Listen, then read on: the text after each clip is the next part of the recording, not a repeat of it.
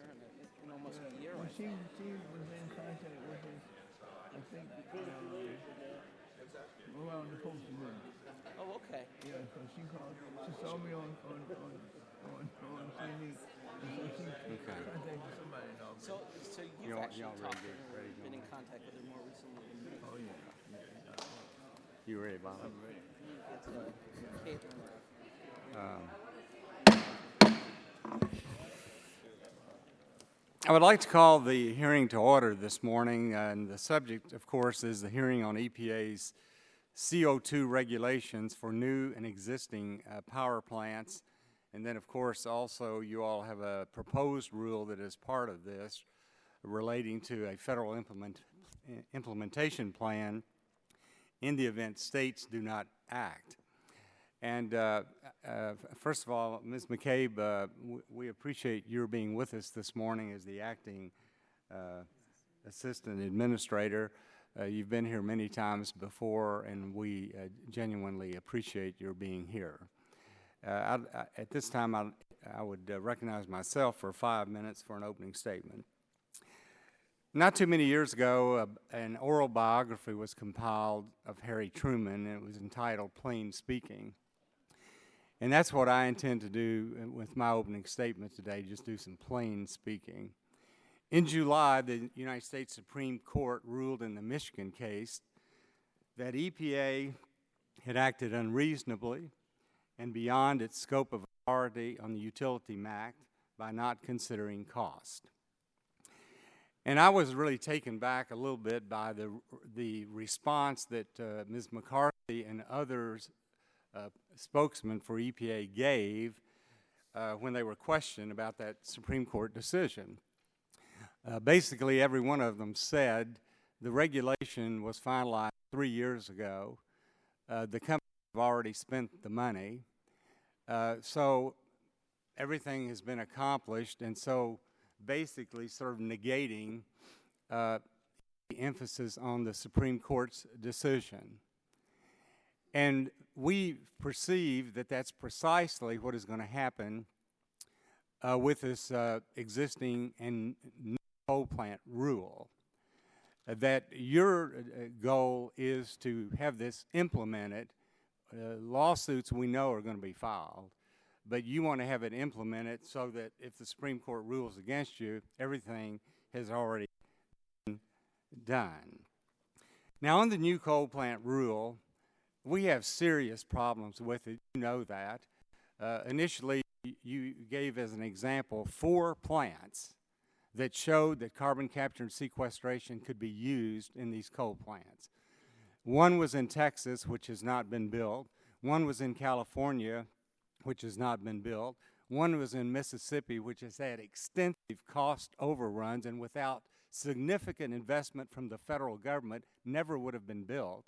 And then you've got the Canadian plant, which is really a unit, 110 megawatts. It costs over $1 billion a year.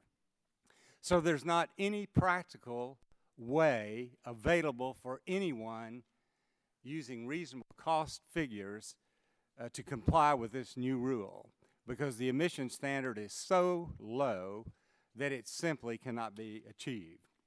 And then on the existing coal plant rule, you all talk frequently about, oh, we're flexible and we're maximum flexibility to the states, but you arbitrarily set the CO2 emission caps for every state.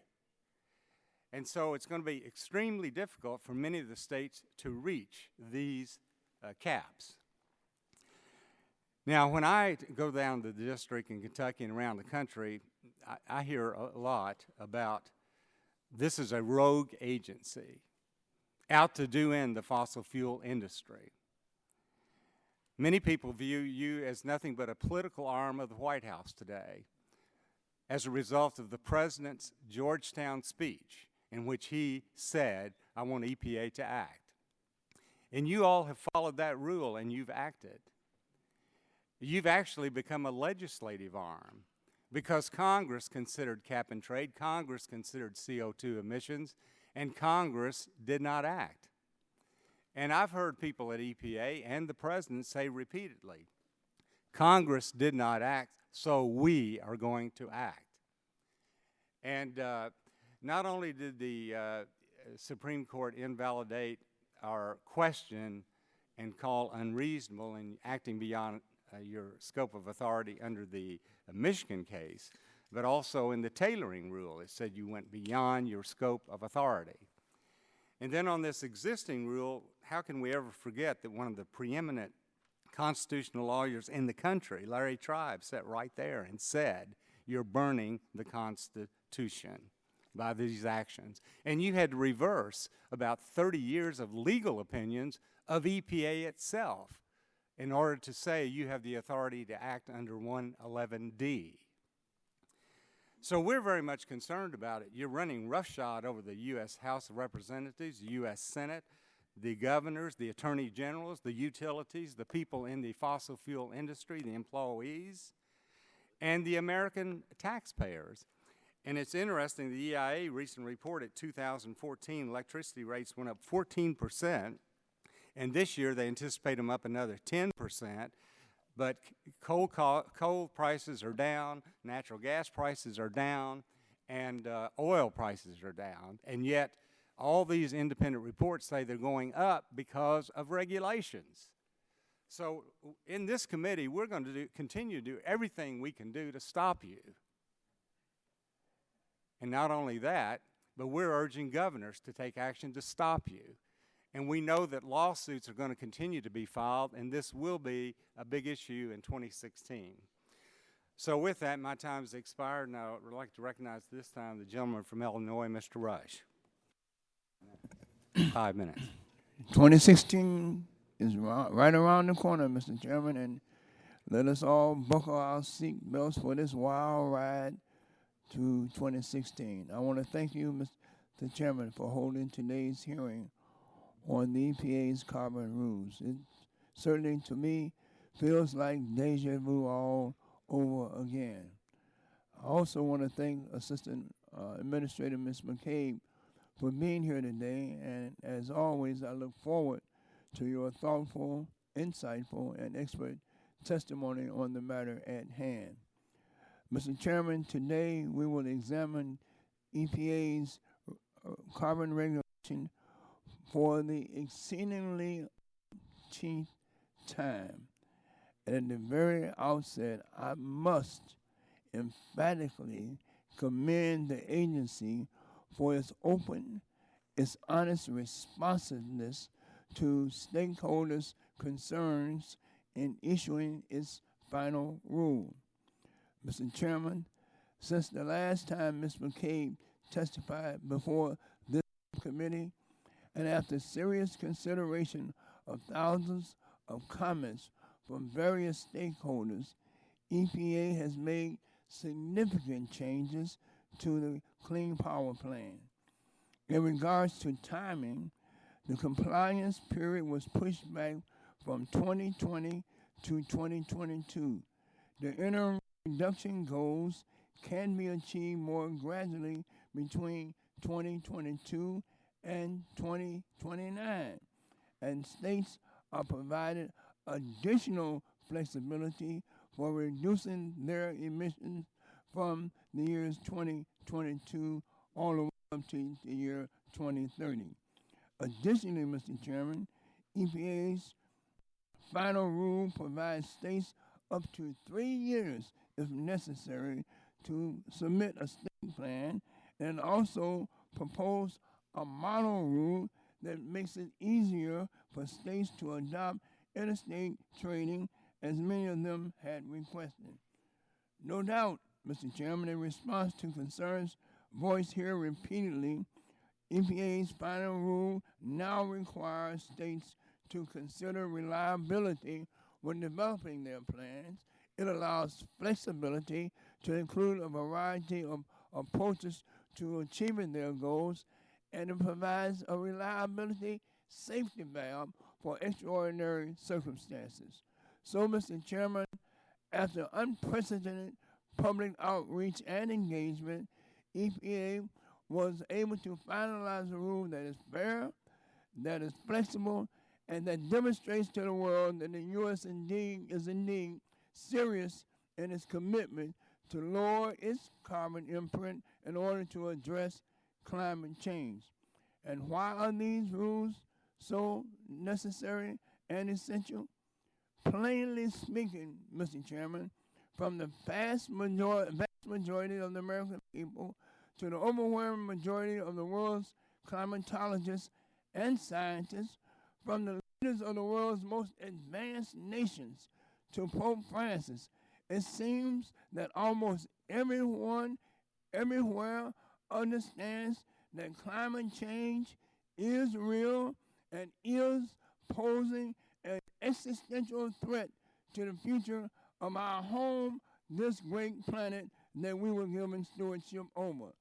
That is, everyone except the majority party in this Congress. Plainly speaking, Mr. Chairman, as Mother Nature continues to demonstrate annually, year by year, with extreme weather patterns and catastrophic events occurring more frequently in every region of our great nation, climate change is not a hoax. Climate change is not a joke. And climate change is not something that this U.S. Congress can continue to ignore or to take lightly, Mr. Chairman. Mr. Chairman, climate change is not a hoax. Let's take it seriously. It's a serious matter. Plainly speaking, Mr. Chairman, while the majority party continues to put its collective heads in the sand and ignore the facts, devastating wildfires burn in the West, the Southeast experiencing, quote, 1,000-year floods, the Midwest and Plain States see record drought and crop loss, and the American people are standing by anxiously awaiting for some leadership on this very important issue from you, from me, from other elected officials, those of us who are members of this Congress. Mr. Chairman, I applaud the President and the EPA for standing up to protect the environment on behalf of those families out there waiting for their government to act. Thank you, and I yield back the balance of my time. Thank you, Mr. Rush. This time recognize the ranking member of the full committee, Mr. Pallone, for 5 minutes. Thank you, Mr. Chairman. I applaud EPA's efforts to finalize the Clean Power Plan, which is a historic and important step in our ongoing battle against the threat of unchecked climate change. According to NOAA, 2014 was the warmest year ever recorded, and 9 of the 10 hottest years have occurred since 2000. In fact, this past summer was the hottest on record, and 2015 is well on its way to surpassing last year's record. Every corner of the earth is going to be affected, representing a coastal area that saw firsthand the damage done by Superstorm Sandy. I'm particularly concerned about extreme weather events and sea level rise. We're already experiencing warmer and more frequent hot days, more frequent and heavier rainstorms, drier and longer droughts, and more extreme high sea levels. In the past week, North and South Carolina saw unprecedented levels of rain. 16 people have died, and early reports estimate billions of dollars in damage. And sadly, extreme weather like this has become the new norm. As President Obama recently said, and I quote, "Climate change is no longer some far-off problem. It's happening here. It's happening now. We cannot wait for some future generation to take action." To that end, EPA finalized a workable plan to reduce carbon emissions from power plants, which are the largest uncontrolled source of man-made greenhouse gases in the U.S. Overall, EPA engaged in an unprecedented level of outreach and public engagement on the Clean Power Plan. The final rule reflects extensive stakeholder input, including over 4.3 million public comments, a series of listening sessions held across the country, and scores of meetings with stakeholders across the spectrum. As a result of the comments received on the proposal, EPA made a number of changes to the final Clean Power Plan to ensure flexibility, affordability, reliability, and investment in clean energy technologies. And the Clean Power Plan is not a one-size-fits-all proposal for reducing emissions. It uses a flexible, state-based approach that takes account of each individual state's unique capacity to reduce emissions from its electricity sector. And in the final rule, EPA made changes to the plan's building blocks to provide more flexibility for states when determining the best way to achieve their individual goals, while still providing compliance options and ample opportunity for the use of energy efficiency to reduce carbon pollution from power plants. Now, EPA is not proposing that states act overnight. States have until 2030 to meet their final goals, and the plan's interim goals don't begin until 2022. Further, the final rule provides additional flexibility for states to determine their own individual compliance pathway. And EPA is encouraging states to make early emission reductions by creating a clean energy incentive program that will reward early investments in wind and solar generation, as well as demand-side energy efficiency programs implemented in low-income communities. Ultimately, the Clean Power Plan represents a serious commitment to climate action and will result in climate benefits of $20 billion and health benefits of $14 to $34 billion. Increased levels of carbon dioxide in our atmosphere are threatening the health and well-being of all Americans, and this plan will protect public health by avoiding 3,600 premature deaths, 1,700 heart attacks, and 90,000 asthma attacks each year. Let's not heed the absurd arguments on behalf of companies that profit from the status quo.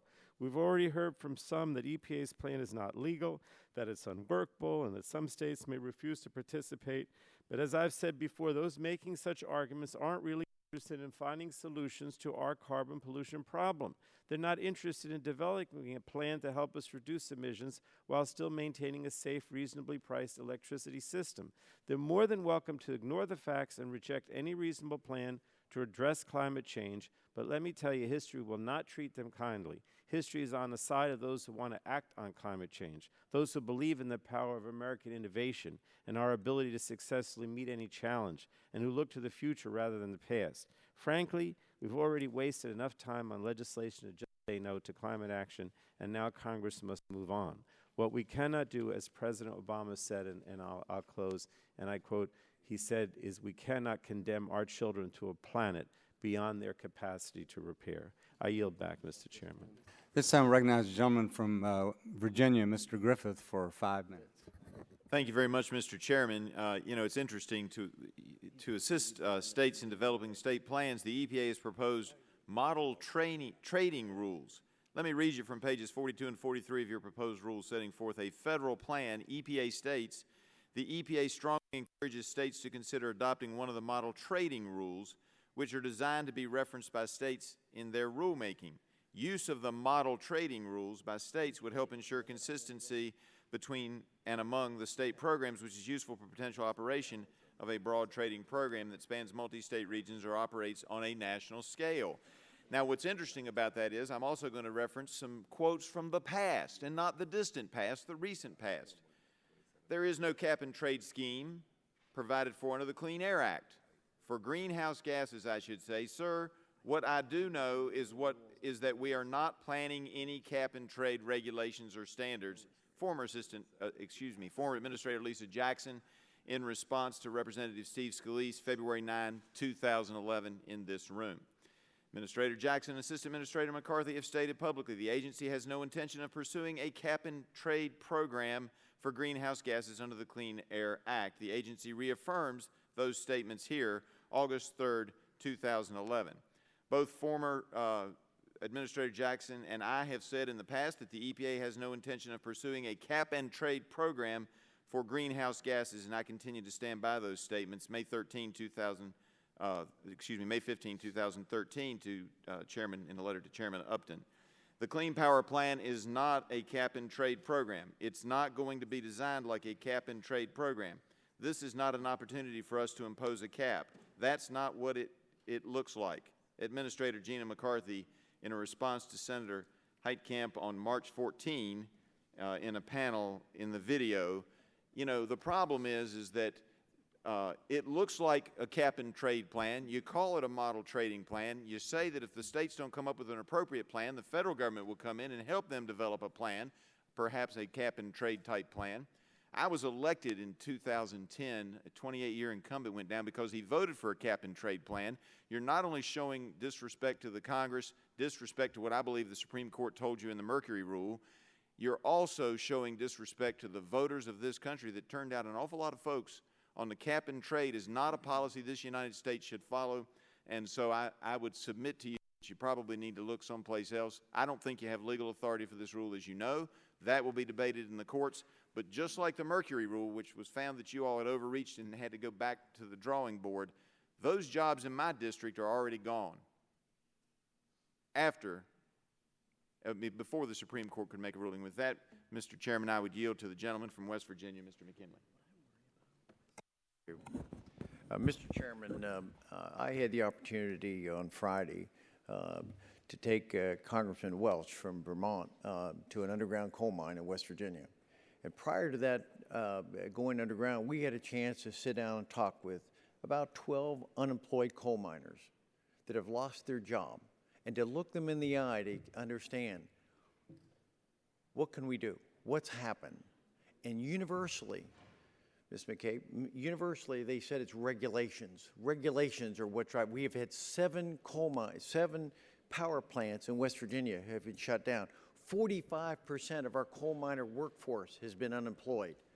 And they were saying, watch the regulations. So I just want to share with you, here is this list. It's 20-some pages long, or feet long, of over 1,500 regulations that have been imposed under this administration on coal mines, the coal companies, and the coal miners.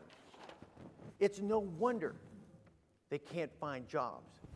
They're willing to go someplace else, but they can't sell their home. They're living in communities of 1,000 people, and they'll go to another place to work someplace else, but they can't sell their home. That's their equity. This administration has taken us in West Virginia from the 5th best unemployment rate to the 51st unemployment rate in the nation because of these 1,500 regulations. I think it's got to stop. And for anyone to testify before us to say this is fair, look them in the eye. Look them in the eye, that coal miner, and say it's fair that you just lost your job because of our regulations. I don't think that you can do that. I yield back my time. Gentleman yields back, and that concludes the opening statements. And so, Ms. McCabe, at this time, you're recognized for 5 minutes for your opening statement. Thank you. Thank you very much, Chairman Whitfield, Ranking Member Rush, and members of the subcommittee. I really appreciate the opportunity to testify before you today on EPA's carbon pollution regulations for new and existing power plants. My testimony will focus mostly on the regulations for existing plants, also known as the Clean Power Plan. On August 3rd, President Obama and EPA Administrator Gina McCarthy announced the final Clean Power Plan, a historic and important step in reducing carbon pollution from power plants that takes concrete action to address climate change, as well as final standards limiting carbon pollution from new, modified, and reconstructed power plants, and a proposal for a federal plan and model rules that demonstrate clear options for how states can implement the Clean Power Plan in ways that maximize flexibility for power plants in achieving their carbon pollution obligations. Shaped by a process of unprecedented outreach and public engagement that is still ongoing, the final Clean Power Plan is fair, flexible, and designed to strengthen the fast-growing trend toward cleaner and lower polluting American energy. It sets strong but achievable standards for power plants and reasonable goals for states to meet in cutting the carbon pollution that is driving climate change, tailored to their specific mix of sources. It also shows the world that the United States is committed to leading global efforts to address climate change. The final Clean Power Plan mirrors the way electricity already moves across the grid in this country. It sets standards that are fair and consistent across the country and that are based on what states and utilities are already doing to reduce CO2 from power plants. And it gives states and utilities the time and a broad range of options they need to adopt strategies that work for them. These features of the final rule, along with tools like interstate trading and emission averaging, mean that states and power plants can achieve the standards while maintaining an ample and reliable electricity supply and keeping power affordable. When the Clean Power Plan is fully in place in 2030, carbon pollution from the power sector will be 32% 2005 levels. And the transition to cleaner methods of generating electricity will better protect Americans from other harmful air pollution too, meaning we will avoid thousands of premature deaths and suffer thousands fewer asthma attacks and hospitalizations in 2030 and every year beyond. States and utilities told us they needed more time than the proposal gave them, and we responded. In the final rule, the compliance period does not start until 2022. The interim reductions are more gradual. States can determine their own glide path, and any state can get up to 3 years to submit a plan. We heard the concerns about reliability. We listened and we consulted with the planning and reliability authorities, with FERC and the Department of Energy. The final Clean Power Plan reflects this input, and it includes several elements to assure that the plan requirements will not compromise system reliability. In addition, to provide an extra incentive for states to move forward with planned investments, we're creating a clean energy incentive program that will recognize early progress. Since issuing the final Clean Power Plan, EPA has continued to engage with states, territories, tribes, utilities, industry groups, community organizations, health and environmental groups, and others.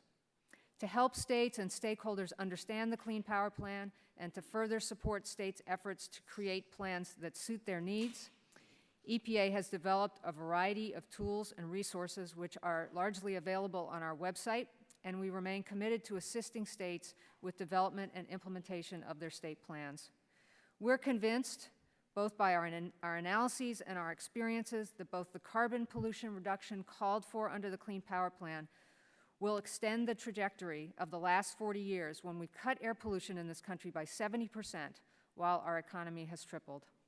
I again thank the committee for inviting me to speak on the agency's work to implement our nation's environmental laws to protect public health and the environment, and I look forward to your questions.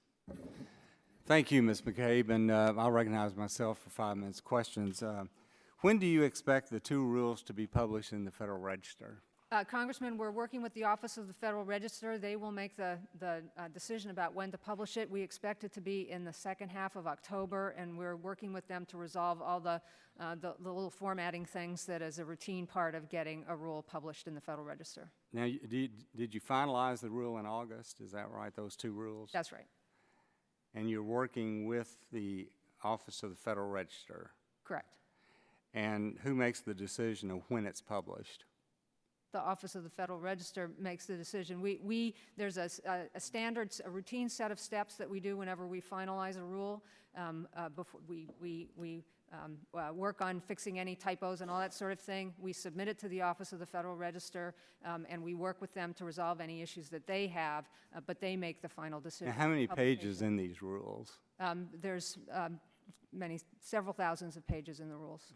I mean, 2,000, 3,000, 4,000? I think the 111D rule is about 1,500 pages, and the other rules are less than that.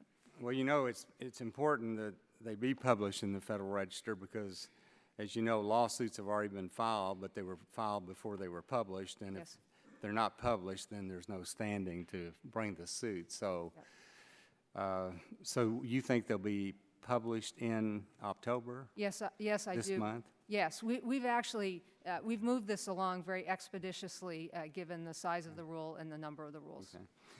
Now, under the NAAQS rules, normally EPA gives states 3 years to come up with a plan. This 111D is unprecedented, never been used in this way before. You changed your legal opinions because prior to this, your lawyers have said we can't operate this way under 111D. But why are you giving states only like 13 months to issue a final plan? When under the NAAQS rule, you can give them up to 3 years. Yeah. This is more complicated. No, they actually do have up to 3 years under this. No, wait. You give them 1 year to submit the plan, and then they have to come and ask permission for an additional 2 years. Is that correct? The rule is clear that states can have up to 3 years to do their plan. Do you have, well, okay, so what is the magic of September 2016? The rule says that by September of 2013, they either submit a plan. Some states indicated to us that they were well on their way and could meet an early deadline, or The rule says that they have to have the plan filed by September 2016. or an initial submittal that gives essentially a status report of the work that they're doing and a request for additional time. And we've made it And who makes the decision that that request will be granted? the EPA will make that decision. You make that We've been decision. very clear of the elements that are required. Are you required to give them an extension, or is that at your discretion? If they meet the elements of an initial submittal, we will give them an extension. That's quite clear. Now, let me ask you this. Under the new rule, all of us are still scratching our heads. You picked out these 4 sites. The Boundary Dam facility in Canada appears to be the only coal project using CCX, carbon capture sequestration, that is actually producing electric power today, the only facility in the world. Is that your understanding? I wouldn't want to speak to the whole world. That one has been operating for a year. As you know, of course, the technology is being used in other facilities. Now, let me just say this, and I want to note for the record, according to an August Department of Energy communication to a committee hearing record, DOE confirmed that this small Canadian project, 110 megawatts, has and is not likely to achieve the technology readiness level that demonstrates a commercial scale power system with CCS can operate over the full range of expected conditions. No one expects to be able to meet this standard of 1,400, what is it, 1,400 pounds of carbon dioxide per megawatt hour? That's the standard, right? Well, if I could speak to that, Congressman, I'd like to, because you referenced the standard itself. I think you know that the standard that we finalized in 111B is less strict than the standard that we proposed. That was based on our review of all the information that we... Whether it's less strict or not, the final is 1,400 pounds of CO2 per megawatt hour. Is that correct? That's correct. Now, you know, the cleanest plant operating in the U.S. today is the Turk plant, Texarkana, Arkansas, built about 2-3 years ago. It's at 1,800 pounds. So there's no way to meet this standard. My time's expired, so I recognize the gentleman from Illinois, Mr. Rush, for 5 minutes. Again, Madam Assistant Administrator, the last time you were here, you and I spoke about the impact that the Clean Power Plan would have on minorities and low-income communities. And at that time, you assured me that the EPA would take into account those disadvantaged communities before the final rule was issued. Has there been any outreach to disadvantaged communities by the EPA before the issuance of this rule? And does the EPA provide any guidance to states for how to make sure that their plans take into account the impact on minorities and low-income communities? Yes, indeed, Congressman. I know this is a concern that you've asked us about before. So a couple things I want to say in response. First of all, we've had extensive outreach with community groups. We know, and you reflected in your opening remarks, that the impacts of climate change and air pollution are severely felt by low-income and minority communities across the country. They are among the most vulnerable. They are also communities that we're concerned about in terms of keeping electric rates affordable and keeping jobs in those communities. So we've focused on that a lot. So we spent a lot of time listening to community groups and talking with states. We made clear in the final rule that states needed to pay attention to providing opportunities for meaningful involvement for communities all across their states. We asked them to tell us how they were going to do that. We didn't micromanage and tell them exactly how to do it, but we have lots of tools available to help states do that. We also indicated that we intend in future years, after the rule is in place and working, to go back and take a look at air pollution levels in those communities and make sure that the public health protections that this rule promises have been delivered in a fair way across our states and truly protect those vulnerable communities.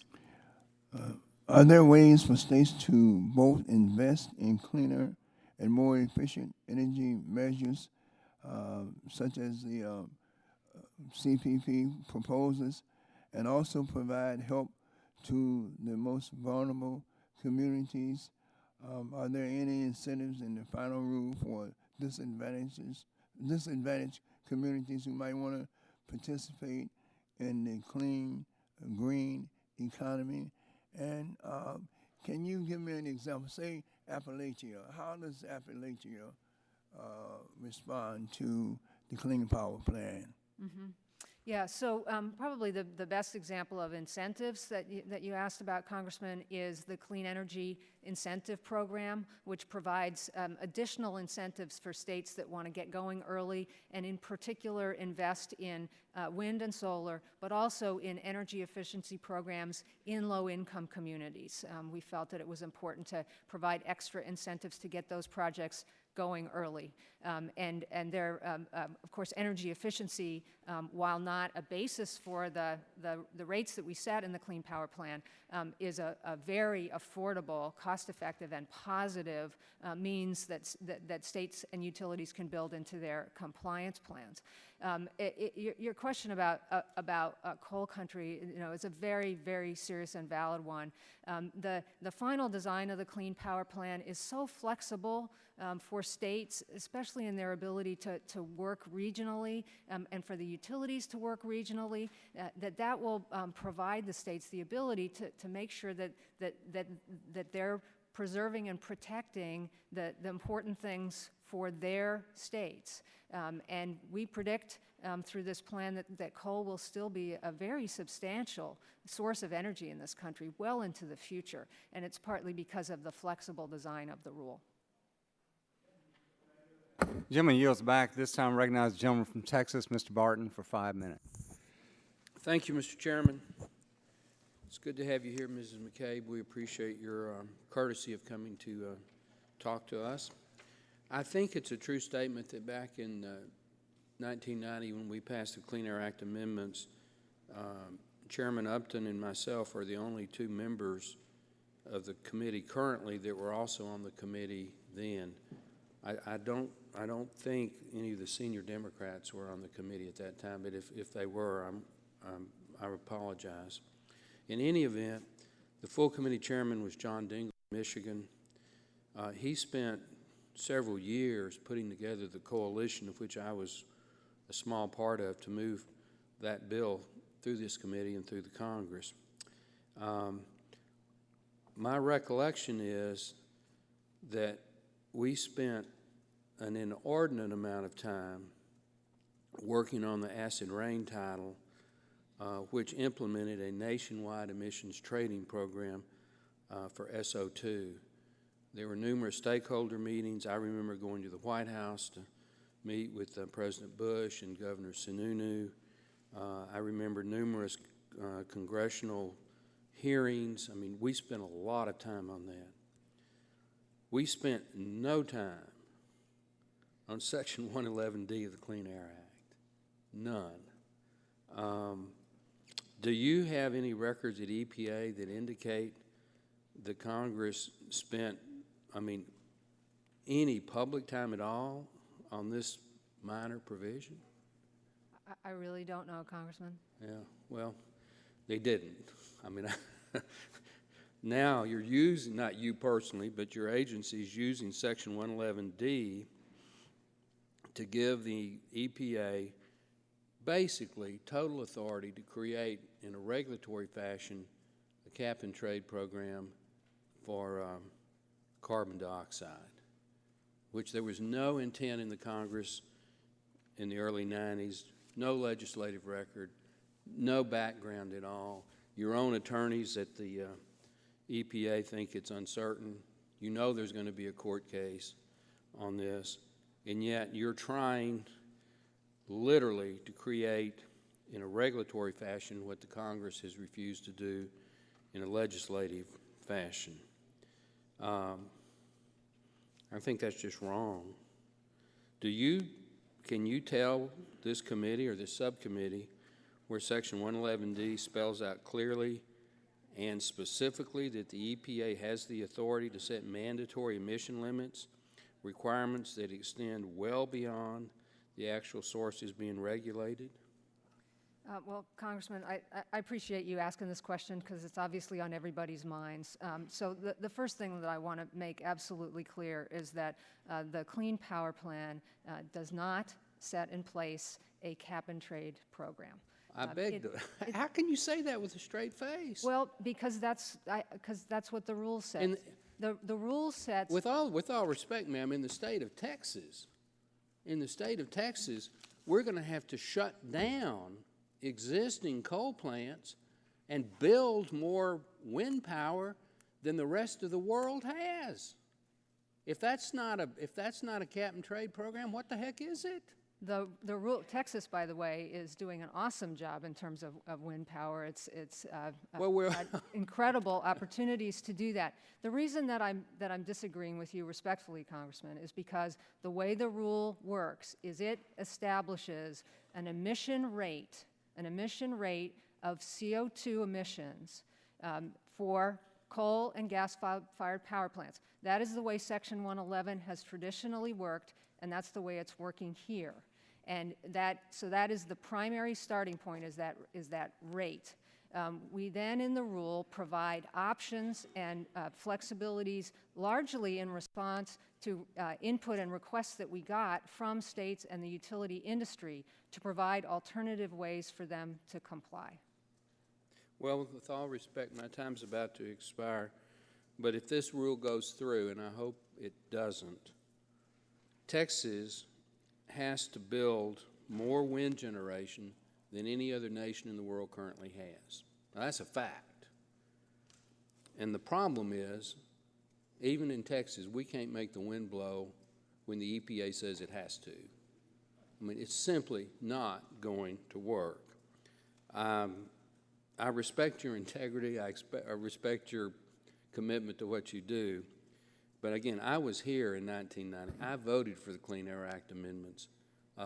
Your agency is trying to do with it something that it was never intended to.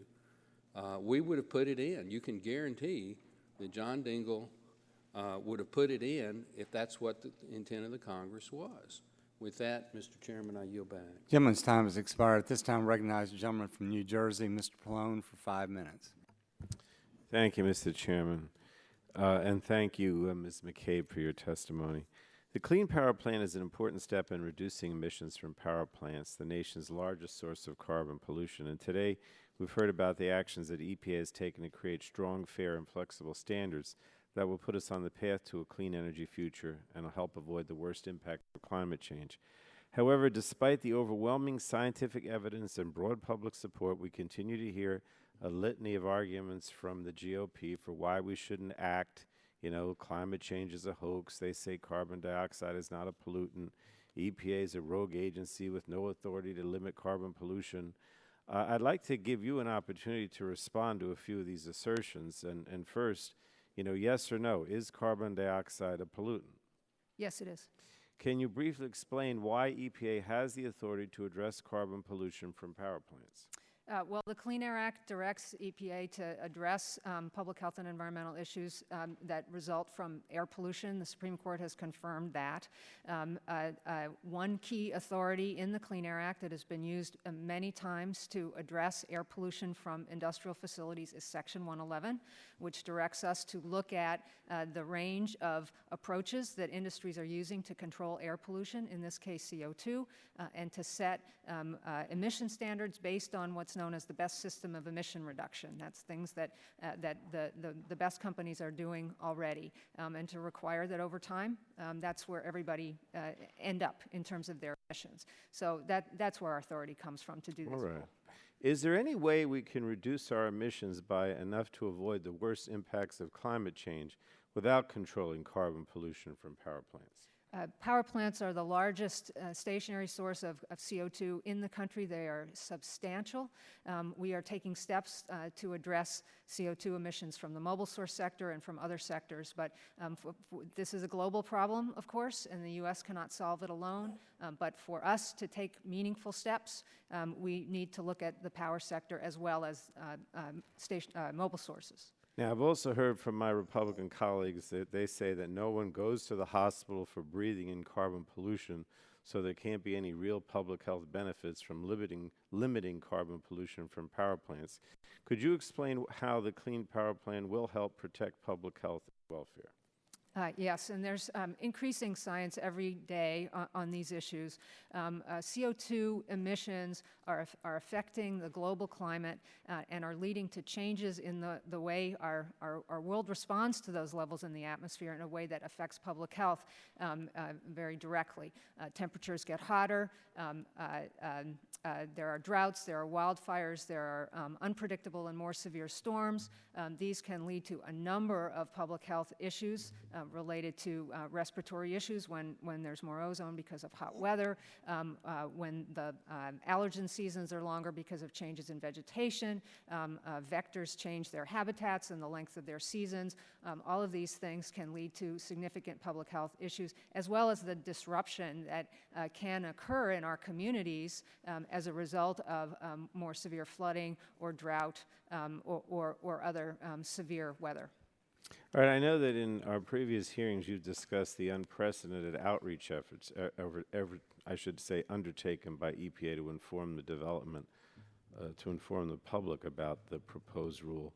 So I just wanted to hear a little bit now about outreach on the final rule. Could you please briefly comment on EPA's outreach to both the interested stakeholders and the public and how this engagement has been reflected in the final rule? Yeah, certainly. I mean, I have talked about the outreach that we did during the development of the rule, literally hundreds of meetings across the country. You referred to some of them yourself. We haven't stopped. So as soon as the rule was out, we started engaging people. We've had numerous and continuing opportunities, especially with our state co-regulators as they're starting to really think about the choices that they want to make. So we have regular opportunities to meet with them. In fact, I was with a group of state air directors just this week, as were some of my staff, to talk about these issues. We're continuing to engage with the public through webinars and visits with them at appropriate venues that they might invite us to. We have robust and ongoing relationships with the utility industry and with all of the various agencies on the energy side that help make sure that that utilities are moving forward in a way that's going to protect reliability and help them plan ahead. So all of that is well underway, very robust, and we intend to continue it. Thank you very much. Thank you, Mr. Chairman. Chair recognizes the representative of the Houston Astros for 5 minutes, Mr. Olson. I thank the chair. I know all of us have former Chairman Dingell in our prayers. He is in the hospital with a little heart issue, but he'll be fine. He was quoted in the paper yesterday as saying, "Being old sucks." But please lift him up in your prayers. My first question, Ms. McCabe, is when fully rolling, EPA wants existing coal plants to hit a standard of 1,305 pounds of CO2 per megawatt hour. That is pretty aggressive. It's a nightmare for some states and expensive for ratepayers. But here's what I find more stunning. Your standard for new plants is 1,400 pounds per megawatt hour. In other words, your new rule says existing coal plants have to be even cleaner than a brand new one. People I've talked to back home said they've never seen this. They know that it's harder and more expensive to retrofit a plant than to build a new one from scratch with the best controls. Don't you agree? It is unusual to make these rules tougher for existing plants and new ones. Has the EPA ever thought it's okay for newer to be dirtier?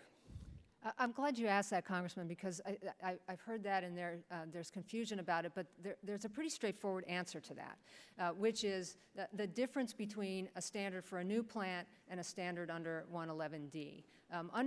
For existing facilities, there are a variety of opportunities that the utilities have through the way they manage their fleets and the mix of fuels that they use and moving towards cleaner energy, which they are doing, to, on average, bring that carbon intensity down. And they have years to do it, and the averaging time for the standard is very long. It's measured in years or multiple years. A new plant under the Clean Air Act, whether it's a power plant or some other kind of plant, in this case a power plant, needs to meet that emission rate right away as soon as it's built. So if a plant started up in a year or two, they would be expected to meet that rate all the time on a much shorter term averaging time continuously. So they work very differently in a way that if you think about it that way, makes a lot of sense. Man, people back home respectfully disagree, but one other question I'd like to ask with my remaining time is, according to IEA, current global emissions of carbon are somewhere around 36 billion tons per year, that ballpark. Others say it's closer to 40 billion tons per year. Either way, we know America is not the top source. As billions of people in developing countries get their first cars, their first light bulbs, it will keep rising. EPA's analysis says the rate approach to this rule will reduce carbon emissions by 232 million tons per year in the next decade. I'm just an old naval aviator who did math on a kneeboard with a lead pencil in my airplane.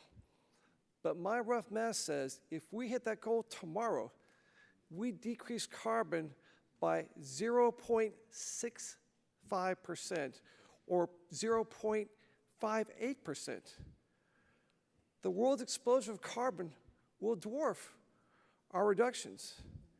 The main reason for this rule is climate change. Is that correct, yes or no, ma'am? Yes. So how do you think this rule will impact global temperature?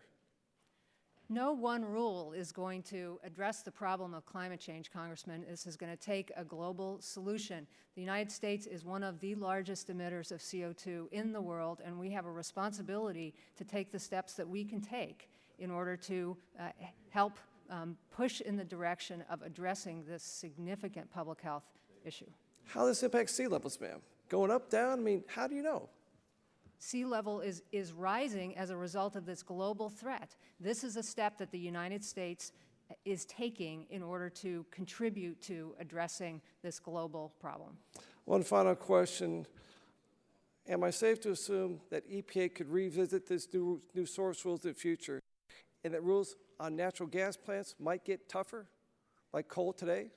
Natural gas lumped in with coal in the future? And could that happen, possibly? Well, under the Clean Air Act, EPA is required to revisit its technology rules on a regular basis, and we're also, as you know, I think, looking at rules for the oil and gas industry, working with the industry on sensible ways to reduce emissions.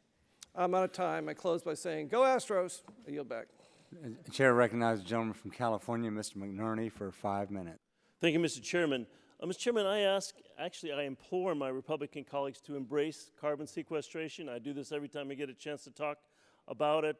The atmosphere is not a garbage dump, especially in the United States. We need to be responsible for what we're putting into the air. Now, we repeatedly have heard this morning about the manifestations of climate change. These are real. They're getting more severe. Soon enough, these impacts are going to be severe enough that the public will demand that high carbon emitters, such as coal-fired power plants, be shut down. So ignoring the carbon emission problem till that day will condemn the coal industry to extinction for your own sake, especially if you're a coal mine Republican. Please embrace carbon sequestration. Ms. McCabe, in California, we've made significant strides toward increasing our use of renewable energies and cutting our greenhouse gas emissions. California passed legislation to reduce greenhouse gas emissions to 1990 levels by the year 2020, and the Governor Brown recently set a goal of an additional 40% reduction in greenhouse gas emissions by the year 2030. So, when writing the Clean Power Plan, did the EPA look at early state actions as a model, as a potential model? We certainly looked at everything that all states are doing, and California is one that is out ahead on this. There are several other states that are moving forward on this, and that's our job under the Clean Air Act, is to look at what the industry is doing in its current operations, and where those technologies and approaches are good at reducing carbon emissions, to make sure that that's what we build into the standard. Good. Well, when creating the final rule, did you ensure that each state has the flexibility to implement the Clean Power Plan in a way that is most efficient and effective, and also ensuring reliability? We did, and in fact, we provided a lot of flexibility and a lot of choice in the final rule, to make sure that we could accommodate states like California that already had plans in place and states that did not yet have plans in place, and also to accommodate the wide range of energy mix across the country, from states that are significant coal users to states that are not. So lots and lots of flexibility is built in. Do you believe that the Clean Power Rule has given China and India motive to produce their own carbon emission reduction plans? I think that the United States going forward with this rule has been a significant factor in the international debate. In fact, as soon as we proposed the rule, that was the topic of discussion in many international conversations. And I do believe it has been influential in the international commitments that we're seeing from other countries. So even though the Clean Power Plan won't solve the carbon plan by itself, it's given significant impetus worldwide to help other countries reduce their carbon emissions and get the world to a better place in terms of the total carbon emissions that are being produced. I believe so. It's shown real leadership from the United States. Thank you. How does the final rule address states that may need more time to reach their carbon reduction goals? So we built more time into the rule in terms of the starting date. That was, through the comment period, we heard more about the starting date, than about 2030. So we moved the starting date from 2020 to 2022, and also smoothed that glide path down from 2020 to 2022. And based on the information we had, we were pretty comfortable that met the needs that we were hearing from the utility industry in particular about the time that they would need to make the investments that they would need to make. And that takes into account the reliability issue. The reliability is certainly an issue I've heard from utilities across the country. They need to make sure that they're not going to be put in a position where they lose power for their customers. Oh, that's absolutely true. I mean, that was made in the context of reliability concerns. And so adding additional time was one key part of that. We did some other things, too, in the final rule to make sure we were paying attention to that, especially in consultation with FERC. We included a reliability safety valve in case there's an unforeseen situation that folks were very keen to have us include. States also have the flexibility to come in partway through the plan and say, something's happened that we didn't expect, we need to adjust our plan. So lots of things are built in to make sure that the reliability of the system is protected. Thank you, Mr. Chairman. Gentleman yields back this time. Chair recognizes the gentleman from Illinois, Mr. Shimkus, for 5 minutes. Thank you, Mr. Chairman. Ms. McKay, one way to measure the impact of your rule is to look at what his expected energy mix would be without the rule, using what is called a reference or base case, and then what the projected energy mix would be with the rule. Do you agree? Those are the kinds of things that we would look at. Yeah, you agree. That's how we do it. Or that's how you should do it. When EPA proposed its rule in June 14, it projected a base case that said there would be an estimated 244 gigawatts of coal generation in 2020 under existing regulatory and economic conditions. Does that sound right to you? It's right here. Say yes. I can show it to you. Okay. Today, EPA says that the base case shows an estimated 208 gigawatts of coal generation capacity by 2020. My understanding is there have been no significant regulations or economic changes since your first estimate. So can you explain why EPA would eliminate 36 gigawatts of coal generation from its baseline? So we look to information that's put out by other agencies who follow these issues. Okay, 244 in June, 208 in August of 15. And that's 72 power plants. We know that there are trends in the industry that are moving away from the older coal-fired 36 plants. gigawatts of power. And more gigawatts are coming. Okay, let me go to the next power. question. According to EPA's data, when it eliminated all that coal generation from last year's baseline, 31 gigawatt, 70 power plants of coal capacity dropped off in 2016 alone. 1 year. You're projecting 70 coal-fired power plants to drop generating in 1 year. Will you please explain why EPA in 1 year's time has eliminated that 31 gigawatts? Congressman, we're not eliminating power plants. We're reflecting information that we have about what's expected. Your baseline of the initial rule, you've dropped off 31 gigawatts of generation in a year. But 70 power plants. But not all of that would be. Could I ask you to give us a detailed explanation about this for the record? We'd be happy to follow up with that. Okay. In total, EPA projects 214 gigawatts of coal capacity in 2016, while the Department of Energy's Information Agency administration projections are 261 gigawatts. Can you explain why the Energy Information Agency says 261 gigawatts of power, coal-fired power, and you say 214? I'll be happy to get back with you on that, Congressman. Thank you very much. For the record, I would appreciate that. In March of 2015, EPA estimated 238 gigawatts of coal generation in its baseline. Then just a few months later, in August, that number dropped to 214 gigawatts in just a few months. Will you please explain why EPA, according to its own documents, eliminated between March and August of this year 23 gigawatts of coal generation from its baseline? That would be about 46 power plants. What possibly could change in a few months' time? Again, Congressman, we'll be happy to provide a thorough explanation of, For the record. of all of those numbers for the record. Okay, now, the last question. Would you agree that if EPA is underestimating coal power capacity in the baseline of this rule, the agency is significantly underreporting the impacts of its rule on coal generation? Congressman, we do our best to use the information available to us and the modeling tools that are available. Okay, to but us. part of this debate is going to be the cost to the individual, the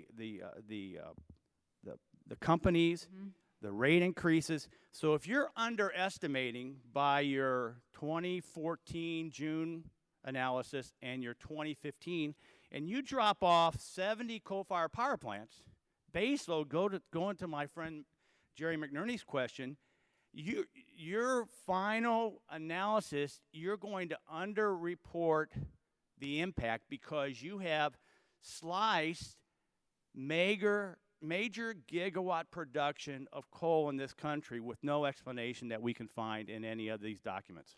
I would point to the history of the Clean Air Act where it has been proven time and time again that compliance comes in. But that's when we had technology to meet it. There's no technology right now has been already identified that's affordable and accessible to the industry, penalizing those existing generations and making it more difficult for new generation. This is a disaster. We're trying to help you from yourselves, and if we don't get the real numbers, there's no way you can adequately defend us in the courts, and I yield back my time.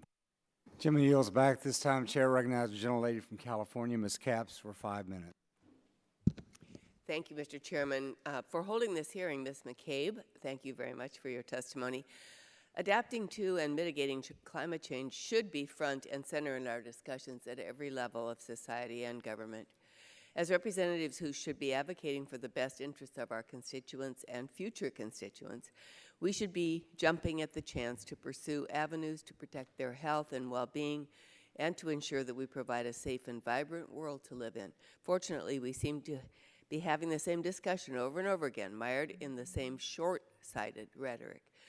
So my first question, we've heard the majority repeatedly claim that the Clean Power Plant will harm ratepayers, and particularly disadvantaged and low-income individuals. However, both the EPA and independent organizations have demonstrated that increased use of renewables and energy efficiency will, over time, lead to significant decreases in the cost of electricity for American families. Could you elaborate on how the Clean Power Plant will impact cost to ratepayers over the short, but also particularly over the long term? Yes, thank you, and I appreciate your mentioning the long view. That's what we're about here. So there are a couple of ways in which I would respond.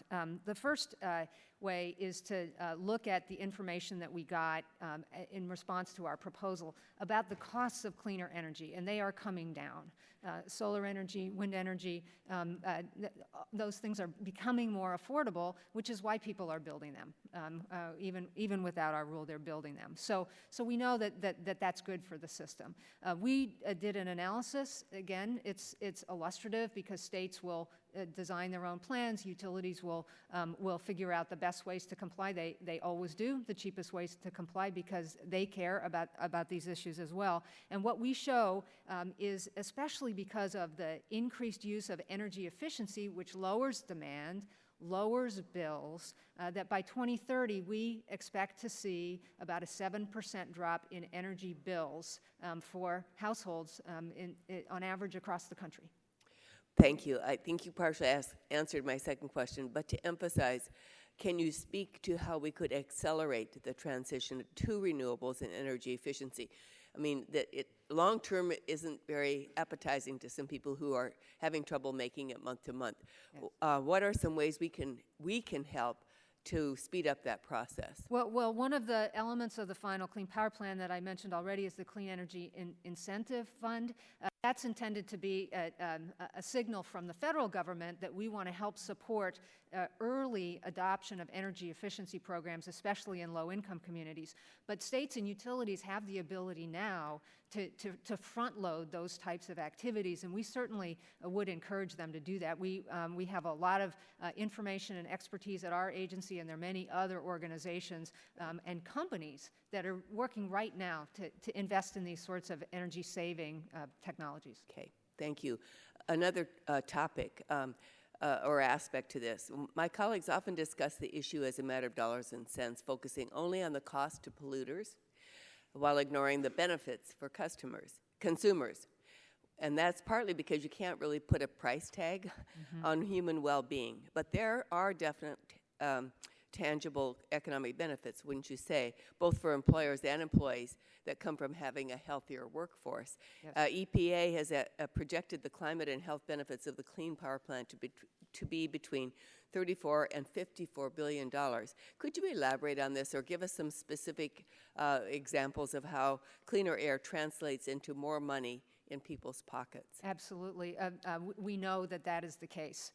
Cleaner air means healthier workforce. It means healthier children. It means fewer missed school days, fewer missed work days. It means less time at the hospital, less time at the doctor, fewer medical bills, fewer hospitalizations for those sorts of things. And that's just the respiratory issues that result from polluted air and the climate change impacts on that. There are, of course, other expenses and burdens that people bear as a result of climate change, especially when we see the droughts and the severe storms and flooding that are affecting people today. Right. I'm going to just put this out there, but there's not going to be time for you to answer it. We have, in my home state of California, been very proactive at reducing emission rates through our California Air Resources Board. And is there a way that the Clean Power Plan and other EPA actions like the ozone rule could produce similar results nationwide? Absolutely. I think we all can learn from one another, and we certainly can learn from the states that are moving forward with a lot of these programs. Thank you very much. I yield back. Chair recognizes the gentleman from West Virginia, Mr. McKinley, for 5 minutes. Thank you, Mr. Chairman. I thought there were going to be some other folks in between, but thank you again for your appearance with us. I want to follow back up again with some of the earlier remarks. There was in Forbes magazine, it said that China and India, quoting from China and India, collectively consume about 60% of all the coal produced in the world. And that in the next 10 years, Asia will be increasing their demands for coal by 31%. They're already at 60%. Everyone increased 30%. I find that incredible. And then I want to follow back up again with the remark that you made to the congressman from California, that you said India may very well be following our lead by making these reductions. But yet the quote in this article says that India has rejected any absolute cuts and that it needs to emit more as it grows to beat poverty. So I'm not sure that anyone's following what you think is happening around the world. It goes to that old adage, a leader that has no followers is merely a man taking a walk. And I think that's what you have here, is no one in the country. They may very well go to, if they did, to Kyoto and elsewhere, Stockholm, and make these agreements, but then they don't uphold them. So I don't know that Paris is going to be any better with this. So I'm looking back at the question more directly to what you're trying to propose. You're willing to sacrifice the economy of this country when everyone else is going to continue to use coal. You're going to sacrifice our economy through this rule and drive another dagger into the hearts of the coal fields of this country and all across, because the electricity.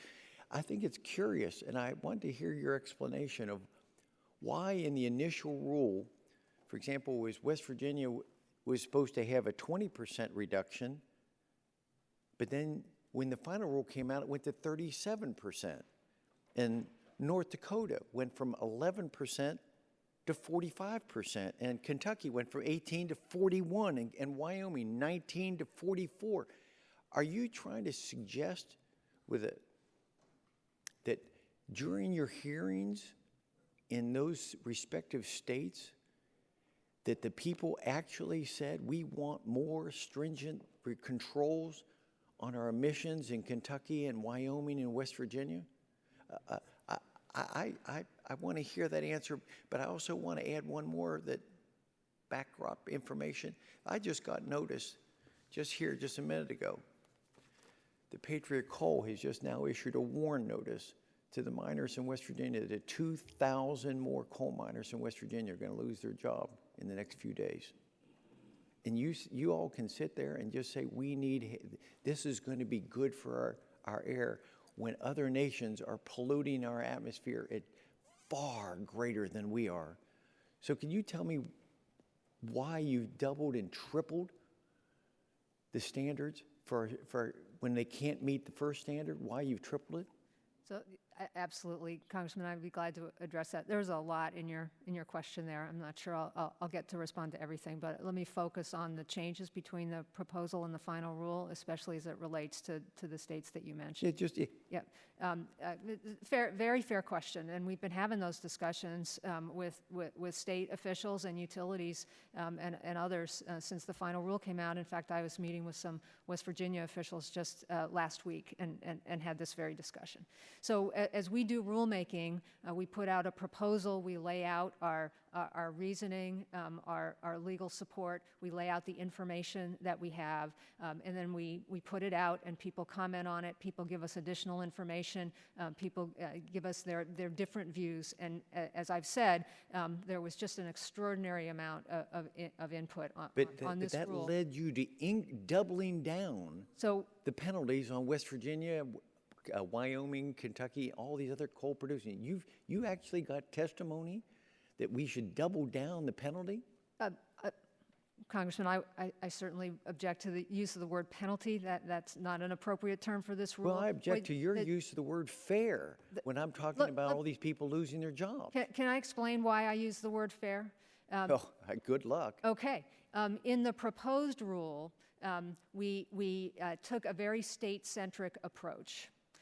And that led to a certain proposal, which in fact set differential rates for the same type of plant across the country. So a coal rate in one state was significantly different than a coal rate in another state. And I want to hear what's fair when you shut down a coal-fired power plant and it destroys the fabric, the economic basis to run a school system in a county when the millions of dollars are lost. I want to talk, that's fair. Is that fair? Gentleman's time has expired. This time I recognize the gentleman from Pennsylvania, Mr. Doyle, for 5 minutes. Thank you, Mr. Chairman. Administrator McCabe, when you appeared before this committee for previous hearings on the proposed rule, I had voiced my concern that only 6% of existing nuclear power in states would be counted towards developing a state's goal, while 100% of existing renewable power was credited. Now, in the final rule, credits for both of those are gone. However, I understand that states will have the option to choose a mass-based goal for compliance that would ensure that we value all existing zero-carbon resources within a state similarly. Is that correct? Actually, whether a state chooses a mass-based approach or a rate-based approach, all new and increasing zero-emitting generation, whether it's renewable or nuclear, can be part of a compliance. No, but there's no credits for existing. Well, we start in 2012, so anything that's new from that point on, the mix of generation from before 2012 has already led to a particular profile for the Well, let me state. ask you this. If a state adopts a mass-based goal and implements stringent leakage mitigation policy, Yes. Do you believe nuclear plants will not be able to prematurely retire unless they're replaced by equivalent zero-carbon power or energy-efficient measures? Well, Congressman, there's a lot more that goes into the economic viability of nuclear plants than this rule can address. So I really can't speak to well, the if future of any a nuclear particular power plant retires prematurely just for cost factor, for just Right. because it's priced out of the market, and a state adopts a mass-based goal, will they have to replace that with zero? And will their only choice for replacement of that be zero carbon power? It really depends on the state situation and how they design their plan. What happens if these nuclear plants retire in a state with a rate-based plan? What's the difference between nuclear plants retiring in a rate-based plan versus in a mass-based plan? So this is probably a longer conversation. We'll be happy to follow up with you. But in a mass-based plan, what's counted is the emissions coming out of the smokestacks from the fossil fuel generation. In a rate-based plan, the state is allowed to take account of other types of generation and sort of discount that against the emission rate of the fossil generation. So either way, they can take credit for or account for zero generating facilities, whether nuclear or renewable. Let me ask you another question. In my state, in Pennsylvania, and our governor is not a governor that's saying he won't comply. He's looking forward to working to come up with a plan. My state, as a net exporter of electricity, we could benefit from the option to submit multi-state plans. Yes. So adopting a mass-based rather than a rate-based goal may facilitate that kind of a plan, but I've heard that this mass-based goal could handicap future economic growth as emission limits in total are capped. So how do you respond to the concerns that some states have about that? Could these multi-state plans shift to accommodate new sources of power? Yeah, we believe that can be fully accommodated. And your point about multi-state plans, the final plan rule is very flexible in terms of states working with one another, either formally or informally. This 111D, the Clean Power Plan, does not constrain new growth. And so new power plants can be built in this country to meet new load growth, and just as they always can. In terms of a clean power plan that is using a mass-based approach, we've given the states some guideposts to use to make sure that that plan is not artificially distorting the relationship between new generation and existing generation. We'd be happy to provide more yeah, I'd appreciate information that. to you. And finally, the formula for the first building block of the Clean Power Plan, the EPA determined that states could reasonably improve coal fleet efficiency between 2.1 and 4.3% rather than the 6% across the board under the proposed rule. Correct. Can you elaborate on how the EPA determined this range for efficiency improvements in the final rule, and how the EPA reached different rates for different parts of the country? Yeah, that's a really good question. And again, that came out of the response and the comments that we got. So as you reflected in the proposal, we looked across the universe and came up with our 6% number as we thought was a reasonable national number. Not that every single plant would be able to do that. The comments that we got back showed even more range of abilities, and what we did was we looked at the regionally across the country in the three interconnects, which are the three main sections of the power grid, and we found that when we looked at the data on an interconnect basis, we actually came up with slightly different capabilities, different capacities because of the age of the fleet and other characteristics of the regional fleet. So that's how we got to those different rates, and to us that made a lot of sense based on that input that we got. Thank you, Mr. Chair. Mr. Chairman, on the Pittsburgh Pirates this evening, the team that I represent in Congress, are going to take the Major League's best pitcher, Mr. Arrieta, and give him a massive beating tonight. Yeah, I should have introduced you that as for the the record. representative of the Pirates. This time, I recognize the gentleman from Ohio, Mr. Latta, for 5 minutes. Thanks, Mr. Chairman, and Administrator, thanks very much for being with us today. Under 111D, states must file a state plan by September the 6th, 2016, unless it submits an extension request that is approved by the EPA. EPA has said that disapproval of a state extension request is a ministerial action. Before rejecting a state's extension request, will EPA allow for public notice and comment? The requirements are very straightforward for what's required in the extension request. So we're not contemplating a formal notice and comment period, but we certainly will be in consultation with the state. Okay, if the EPA then rejects the state's extension request, EPA believes it can issue a federal plan for that state. In that case, will EPA allow for notice and comment before imposing a federal plan? Well, we have a proposed federal plan out now that will be going through notice and comment.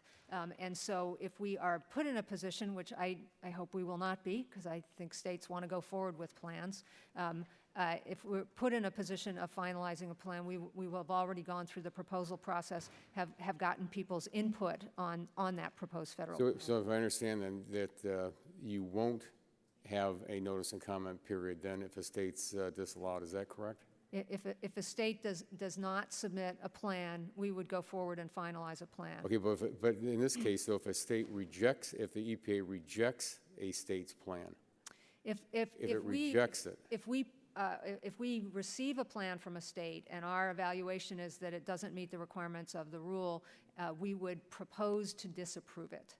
We would not. But okay, but in that case, though, are you still saying then there won't be a notice and comment period? No, then? there would be. There would be. Okay, and how long would that be for? It would be at least 30 days. Okay. That's at least 30 days. That's generally. Now, will you be in direct contact with the states or the extent? Okay. Oh, absolutely. Ohio, my home state, the Ohio EPA has repeatedly asked the EPA to consider investments made before 2012 to lower CO2 emissions, which especially affects the coal plants in my state. Would you explain why the original baseline date of 2005 was abandoned for the 2012?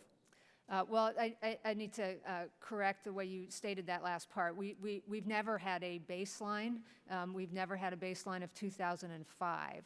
We've always had our starting point in this rule be 2012.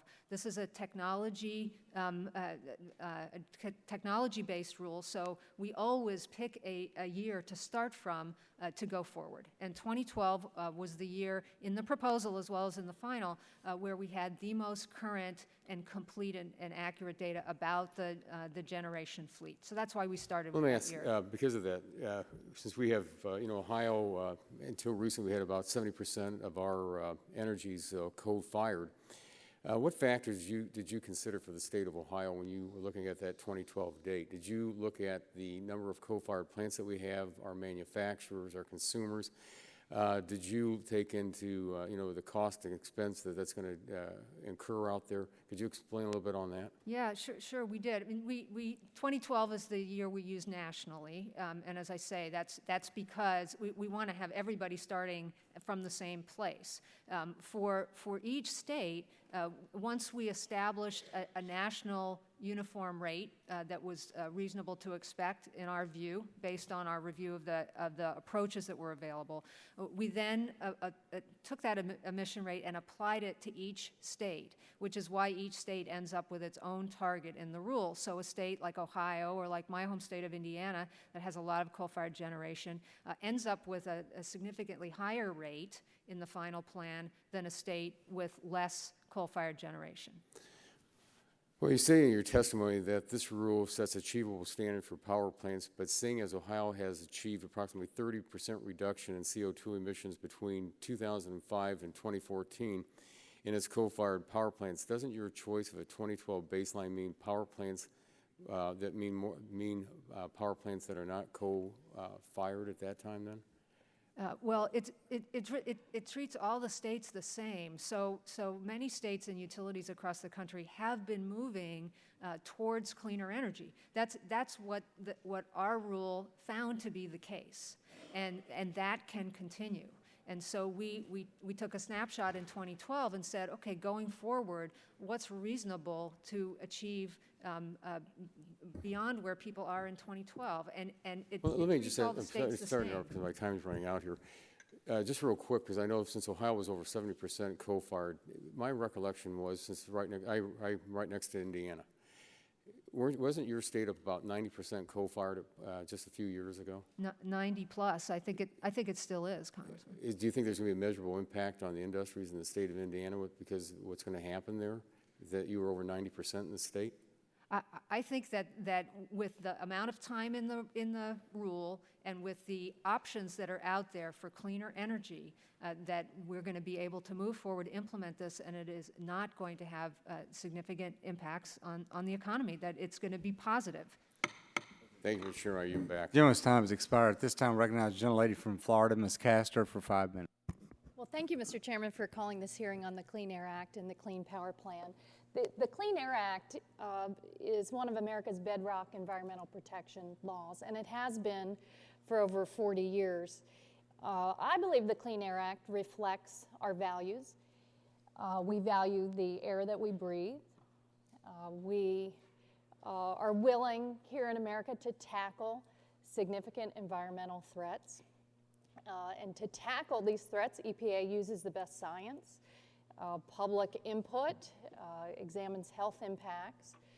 And what we understand here in 2015 is that we've got to tackle one of the most critical modern challenges yet, the changing climate and the very costly impacts of the changing climate. I believe EPA has developed a flexible carbon pollution reduction plan that is good for consumers, it's good for the environment, it's good for the public health, and it will be good for our economy. And I thank Ms. McCabe that EPA is right to encourage and spur states to meet the challenges and the rising costs of the changing climate. Coming from the state of Florida, these costs are daunting looking ahead. You've detailed some of them relating to public health, but what I see on the horizon, if we do not act, increases in property insurance in Florida, flood insurance, boy, that's really hitting home now, watching what's happening in South Carolina. I was a county commissioner before I came to Congress.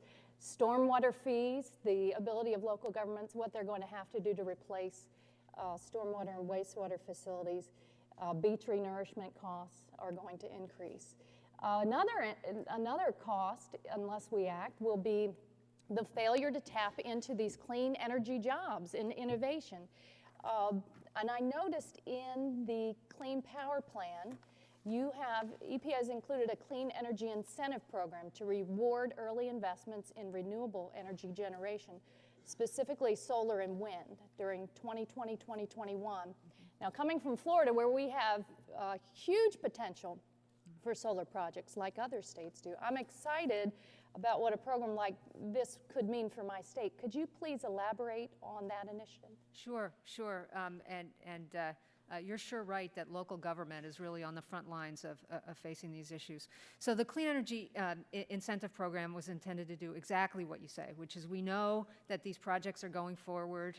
They're teed up. They're moving forward. The costs are coming down, especially because we moved the start date from 2020 to 2022.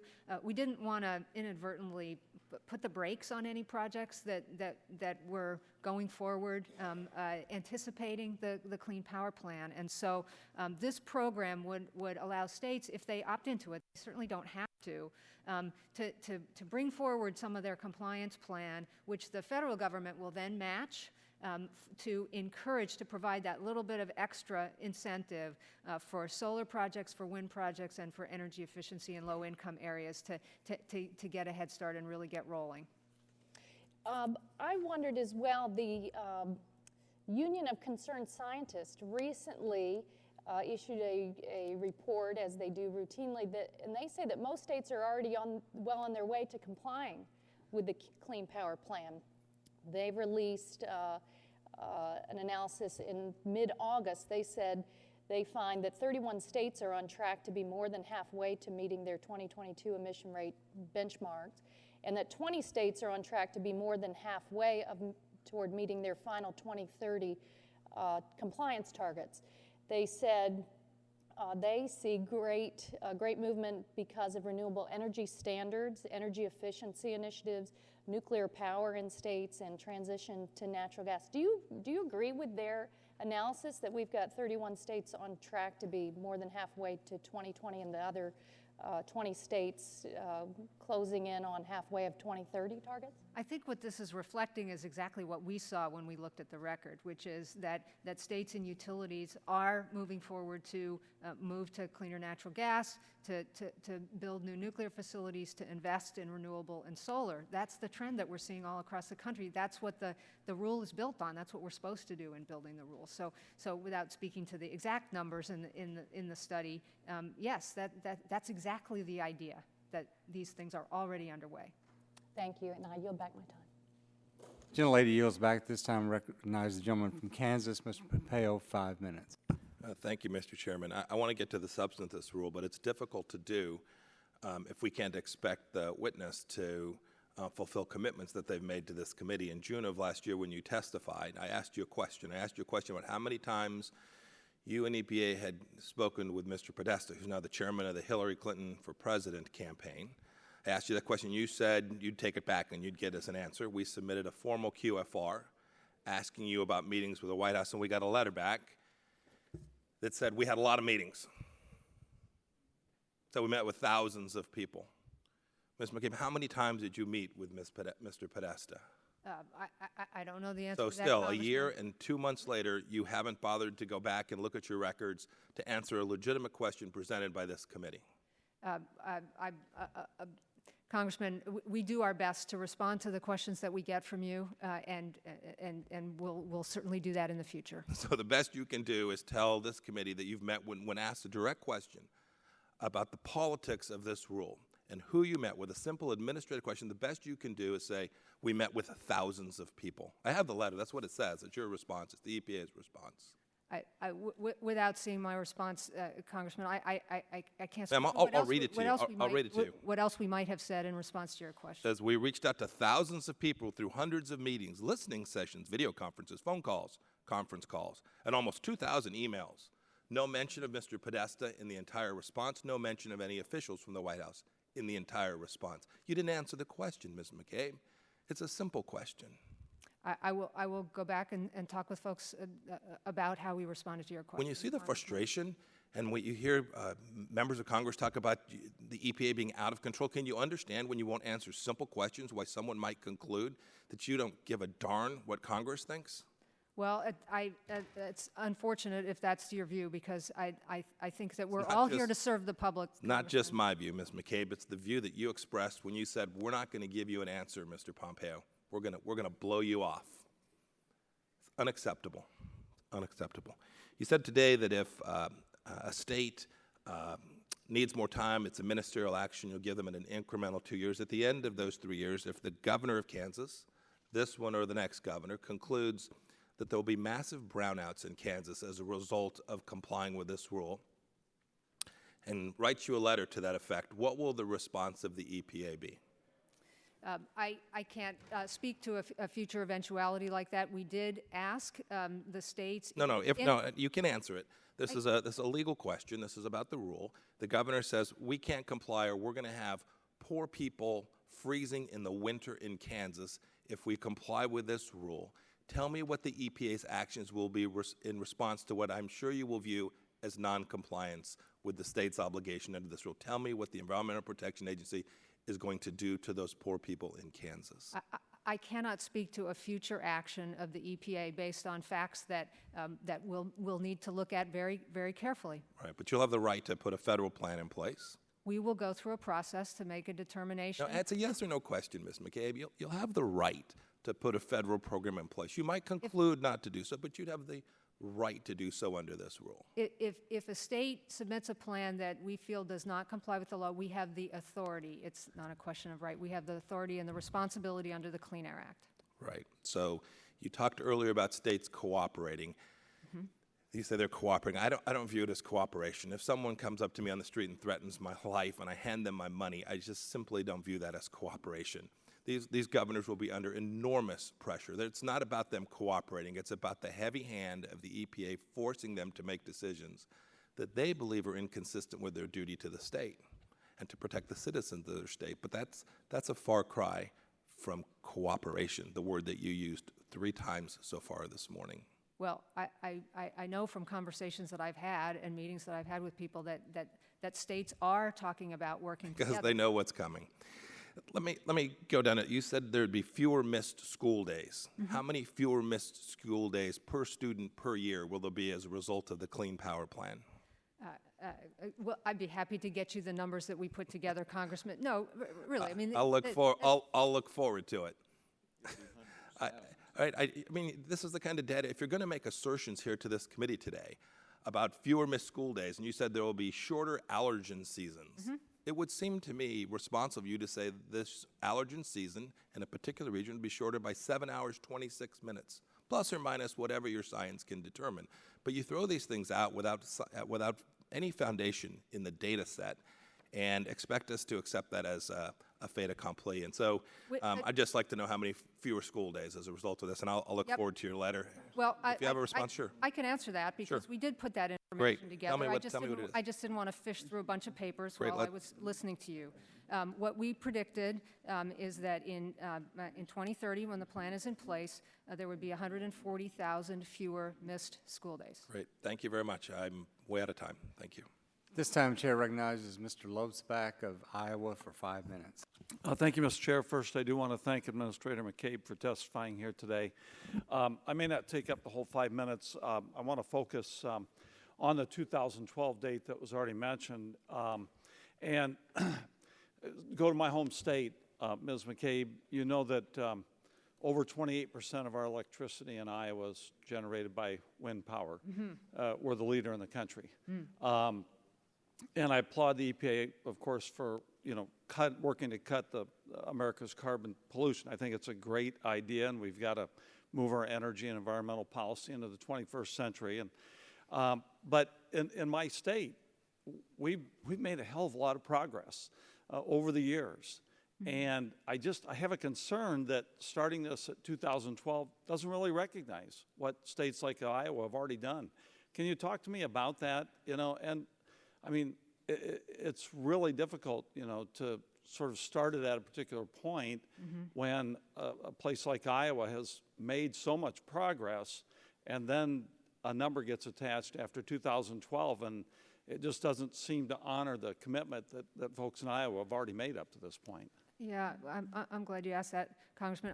I think that there are a number of states who can legitimately make a similar claim, and utilities where they have invested early. And the way this program works, it actually reflects the good work that states who have been forward-looking have already done, because they have less far to go ultimately in getting to that 2030, because they're already well along the way. So the way the Clean Power Plan works, since it takes into account each each state's mix, current mix as of 2012, states that are further ahead were further ahead when we took that snapshot and projected into the future. So there's lots of opportunity that for those technologies to continue to be invested in, but states are some of them are well along the way. It's similar to what the Congresswoman cited before. Yeah, now, and I've seen a 42% number attached to Iowa. I don't know if that's accurate or not, but that's going to be very difficult, of course, and we've already come a long way. If we had set that date back, to 2010 or whatever the case might be, it would be a less onerous burden, certainly on the state of Iowa. We all want clean energy. We all want to cut, obviously carbon pollution. We all want to do those things. And Iowa's going to continue to do the right thing. The governor there is just now putting together a team to try to come up with some kind of an energy plan. I commend him for that. And we're going to do the right thing. We're going to keep doing it. Yeah. But it just does seem a bit unfair to start it at that 2012 date and not recognize all the progress that was already made in a place like Iowa.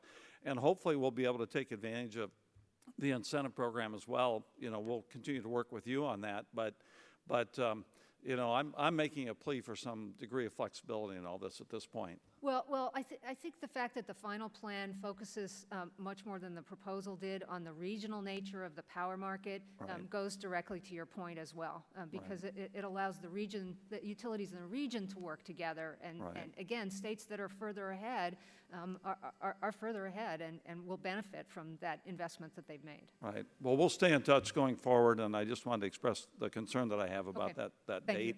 And hopefully we'll have a little bit of flexibility that we'll see from you folks moving down the road. Thank you so much. Thank you. And I yield back to the rest. Jimmy yields back. Chair recognizes the gentleman from Virginia, Mr. Griffith, for 5 minutes. Thank you, Mr. Chairman. Ms. McCabe, I've heard some confusion here today. I read you some quotes out that said on 4 occasions over the last few years that said that y'all weren't going to move towards a cap-and-trade program. I then read you something that indicated you are going to a cap-and-trade program, and then you told Congressman Barton that you weren't going to a cap-and-trade program. And I find that hard to understand. Is it your position that you all are not heading towards a cap-and-trade program? This rule does not set up a cap-and-trade program, Congressman. All right. I beg to differ. Let me go through some of the documents, and I guess we just have to start with your own documents. And when you take a look at it in the Environmental Protection Agency, in the pre-plan that's out there, in the summary, it says this proposal, talking about your plan, and I can be glad to give you a copy of this after I finish reading it. This proposal presents 2 approaches to a federal plan for states and other jurisdictions that do not submit an approvable plan to the EPA: a rate-based emissions trading program and a mass-based emissions trading program. Now, that to me sounds like cap and trade of one form or another. It goes on to say on page 43, as discussed at length in the emission guidelines, electric generation units operate less as individual isolated entities and more as multiple components of a large interconnected system designed to integrate a range of functions that ensure an uninterrupted supply of affordable and reliable electricity, while also for the past several decades maintaining compliance with air pollution control programs. Since, as a practical matter, under both the emission guidelines and any federal plan, emissions reductions must occur at the affected electric generation units, a broad-scale emission trading program would be particularly effective in allowing the electric generation units to operate in a way that achieves pollution control without disturbing the overall system of which they are a part and the critical functions that this system performs. In addition, consistency of requirements benefits the affected electric generation units as well as the states and the EPA in their roles as administrators, the EPA in their role as administrators and implementers of a trading program. The EPA believes that there are, skip a line, and then the EPA believes there are compelling policy reasons that support the provisions of a proposed model trading rule at this time. It goes on to talk about the public hearings that you had, which you didn't have in my district, where you would have heard something completely different. As I told you before, I was elected on this issue, and a 28-year incumbent who agreed with you all isn't here because of this issue, cap and trade. And you go on to talk about their strong interest in seeing a model state program, and then it goes on to say, and I found this fascinating. In addition, some states have indicated that they may prefer to rely on a federal plan, either temporarily or permanently, rather than to develop a plan of their own. This proposal of a model trading rule addresses these policy interests. The approach of proposing model trading rules that are identical in all key respects to proposed federal plans that may be promulgated later is consistent with prior Clean Air Act Section 111D. Now, I don't know what kind of a universe or what English language that you're looking at, but I've just picked out some small parts here, and every time I turn around, it's talking about this rule pushing on the states a trading plan similar to cap and trade, if not cap and trade heavy, it's cap and trade of some form, and two different versions of it. And then it says, and I interpret it differently, it says, in addition, some states have indicated they may prefer to rely on a federal plan.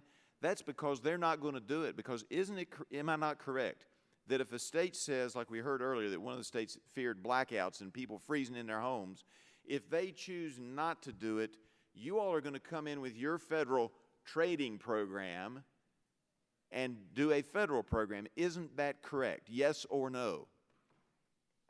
It's simple yes or no. No, it's not. It's not a simple question to answer. It is a simple question. Are you going to make the states do a trading program if they don't comply with your Clean Power Plan?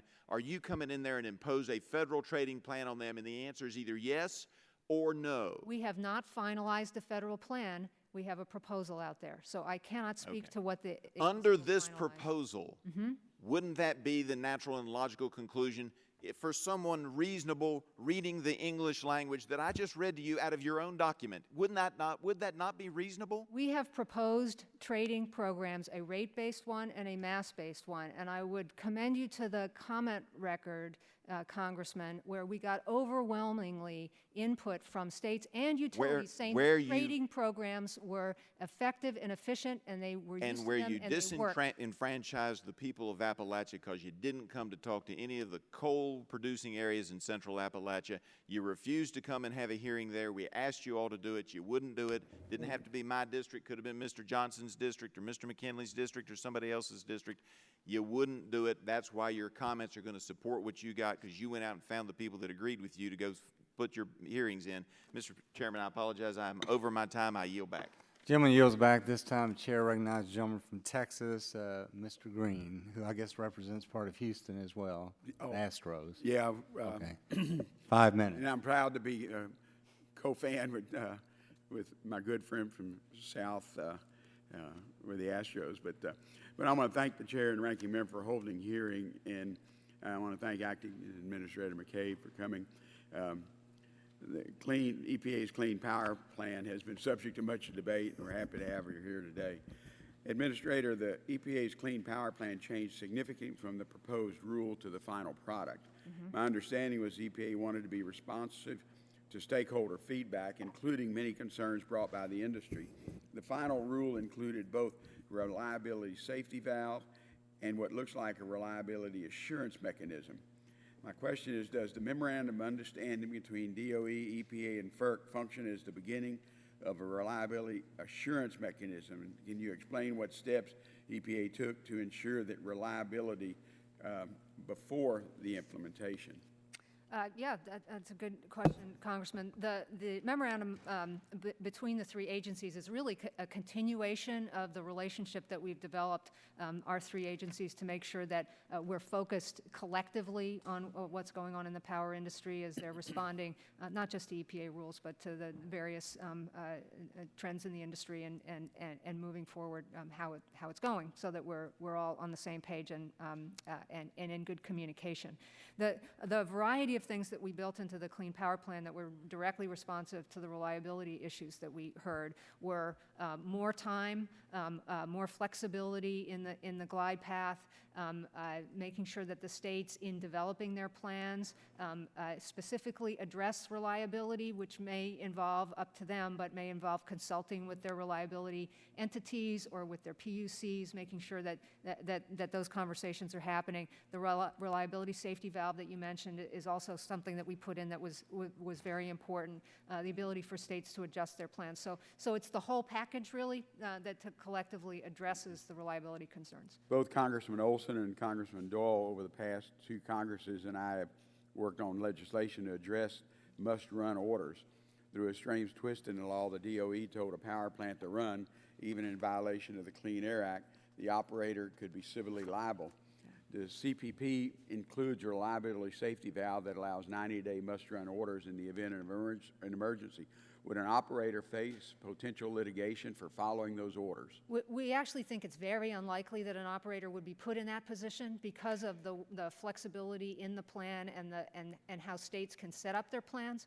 But in the event that an operator was put in that position, that's the purpose of the reliability safety valve, to give them the ability to go forward without being worried about being in violation of the Clean Air Act. The EPA stated that federal implementation has not been finalized. The EPA is deciding between rate-based or mass-based federal implementation plan. The final rule indicated a 90-day comment period. How many comments has the agency received thus far? That comment period will start when the Federal Register publishes the rule, which we expect to be later this month. So we haven't gotten any formal comments yet. Does the agency anticipate extending the comment period? I guess, will that depend on the amount of comments you receive? If we get those requests, Congressman, we'll take a look at them and decide. We wanted to start out with quite a lengthy comment period to make sure that people had time to put their thoughts together. The final rule changed the way EPA views nuclear power. Can you explain further how existing or under construction nuclear could be counted? Yeah, so any under construction or upgraded nuclear power since 2012 can be included by a state as part of its compliance plan. Just like it's treated just the same as any other zero emitting generation, which was a lot of the feedback that we got from folks. Okay. Well, in Texas, we've invested significant amounts in wind power, and I'd like to see the same done with solar. How does EPA envision the clean energy incentives program encouraging new construction of solar? It allows states, if they choose, to sort of front load by providing some extra incentive to those projects. And in order to make that an incentive, the federal government will match the investment that the state would put in terms of compliance allowances or credits, however they choose to do it. My last one in 20 seconds. How does EPA envision the clean energy incentive program encouraging new construction? The EPA wants to establish a credit reserve, and we've run into problems with verification, authenticity issues before, but how is EPA going to do that? So we proposed an approach for people to have accountability systems. It's very important, as you recognize, that everybody be following a good set of rules. And there's a lot of information out there because of the renewable energy markets that already exist. So we'll work with all of that information and get a set of guidelines out there for people that everybody's comfortable with. Okay, thank you, Mr. Chairman. Chair recognizes the gentleman from Texas, Mr. Flores, for 5 minutes. Thank you, Mr. Chairman. I appreciate the opportunity to have this important hearing today. Thank you for being here, Mr. McCabe. The states have to file, if they want an extension to produce a plan, they've got to file before 2016, correct? In September of 2016, okay. Yes, sir. If the Texas legislature doesn't meet until 2017, how are they supposed to file a plan in 2016? Every state is different, but in many states it's the environmental agency or on behalf of the governor through the environmental agency that has the responsibility for filing the plan. But the representatives of people really don't have an input into it because the legislature does meet. Did cap and trade pass Congress? Did cap and trade pass Congress? Well, for acid rain, it did. This is not a cap and trade rule. Well, I think Mr. Griffith, if you look at pages 1174 and 1175 of the rulemaking, it's pretty clear that Mr. Griffith was right. He was onto something. EPA is going to have cap and trade in this, and we both know that that's the direction you're trying to go. Let's talk about new natural gas EGUs for a minute. Do those improve the emissions profile of the country? Sure they do, yes. That's clean energy. Okay. Does EPA support the construction of new natural gas EGUs? We support the move towards cleaner energy. Natural gas is a very important part of our diverse energy mix. Okay, on page 346 of the 111D rule, it says, in the second full paragraph, the EPA says, unlike emission reductions achieved through the use of any of the building blocks, emission reductions achieved through the use of, and I'm going to put parenthetically here, natural gas combined cycle plants require the construction of additional CO2 emitting generating capacity, a consequence that is inconsistent with the long-term need to continue reducing CO2 emissions beyond the reduction that will be achieved by the rule. So can you explain what that means? I think what that's reflecting is that natural gas is a fossil fuel. It does have CO2 emissions, and there's a range of options that this country has to make sure that we're always moving towards a cleaner energy supply. Natural gas and some coal is part of that, but there are also even cleaner types of energy. So does the want to EPA encourage. support or oppose the construction of natural gas EGUs? We do not oppose the construction of clean energy in this country. Okay, thank you. Because solar is not going to produce base load. Wind is not going to produce base load power, but natural gas EGUs do produce base load power, as coal does, as nuclear, but you're not giving any credits for nuclear power. This is going to be fully implemented by 2030 according to your present plan. What will the emissions reduction be across the nation for CO2 in the year 2050 versus today? I don't have that number. We'd be glad to Yeah, some that'd be good to information know. back to I mean, you on that. you give us these metrics about 140,000 fewer lost school days and a shorter allergy season. But it seems to me like you start with what's the sort of the headline number. We're going to have X% reduction. It seemed like that would be a number that'd be on top of your mind. In order to get to this 2030 standard, how much of the technology exists today to get to that standard? All of it. All of it, every bit of it? Yes, sir. Okay. What's the mean cost per reduced ton of CO2 emissions to get there? I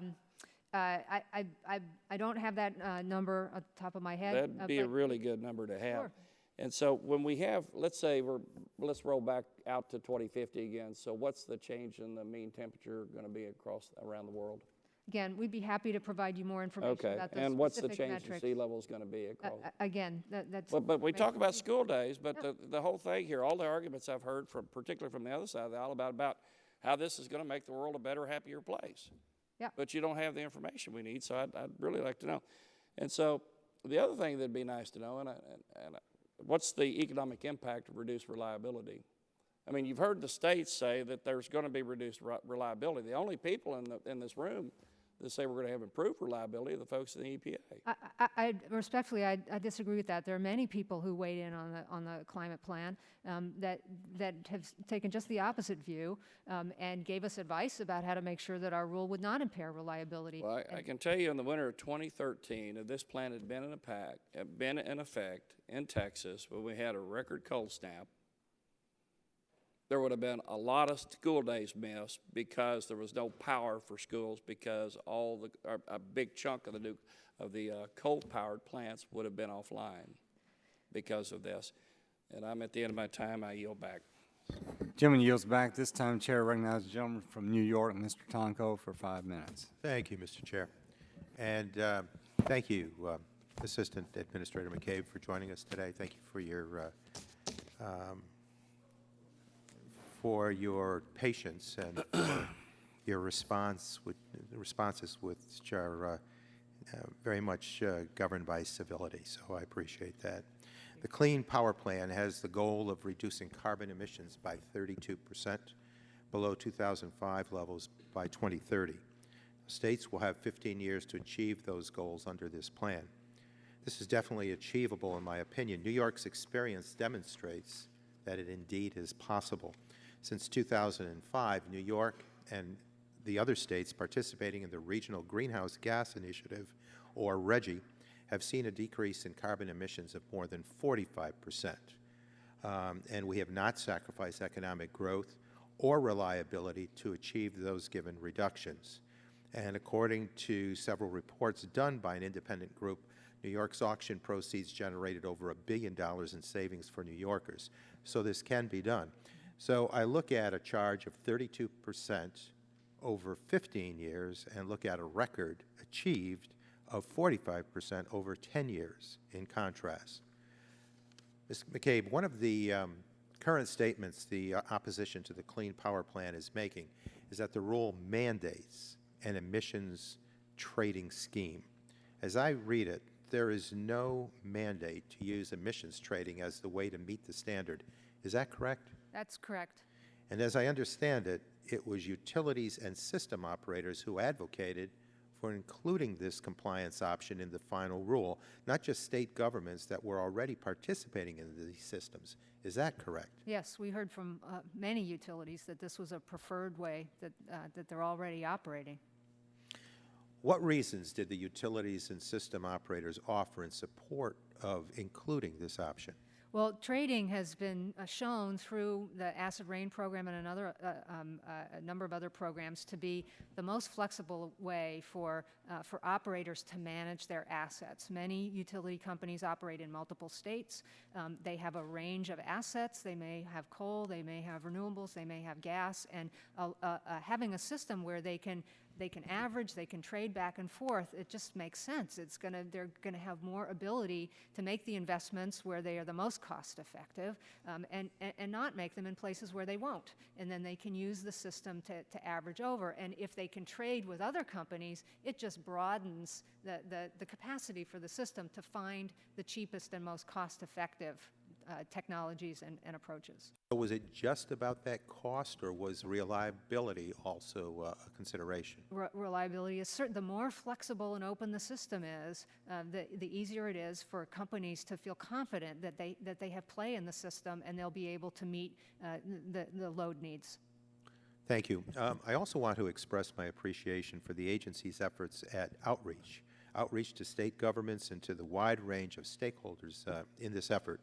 One of the things that the original proposal did not include was a reliability safety valve. This was something mentioned by a number of witnesses at our hearings on the original proposal. The final rule does include a safety valve, and I heard you exchanging with Representative Green a few moments ago. Can you further develop or describe for us how that would work? Yeah. So as I mentioned, states can certainly design plans that will minimize the chance that an operator will be put in the position of having to choose between complying with a must-run order and violating the Clean Air Act. But if that should occur, what the reliability safety valve does is it allows that plant to continue running. In fact, our expectation is that if a plant gets a must-run order in an emergency situation, it will run.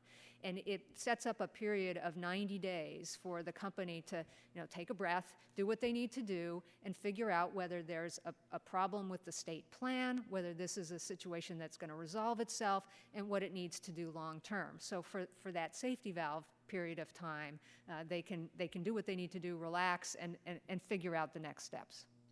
Thank you. I believe the final rule addresses a number of the concerns raised and provides an achievable, affordable path for reducing emissions. And it's been stated time and time again that there are many concerns about climate change in this nation and for our world. And I believe that the leadership that we can all provide will inspire responses around the world to make certain that we, in fact, will have a global response to what is a critical situation that faces not only this generation, but the many to follow. So thank you very much, again, for your appearance here. Thank you. This time, the chair recognizes the gentleman from Ohio, Mr. Johnson, for 5 minutes. Thank you, Mr. Chairman. Assistant Administrator McCabe, I'm incensed, and I think the American people are incensed, and I'm certain that the people that I represent in eastern and southeastern Ohio are incensed at the logic that's being used by the EPA as it addresses the concerns around employment. The logic that seems to be applied to coal regions of the country, where we've got communities of 1,000, 1,500 people that are all coal miners and such, that they can just plant seeds like a seasonal garden, and all of a sudden industries and new job opportunities might crop up. The logic that the EPA is using in their rationale, I certainly understand it, because every time a new government regulation by the EPA comes out, new offices are stood up, employees are hired, and the Washington bureaucracy grows ad nauseum. It happens like that at the expense of the American taxpayer.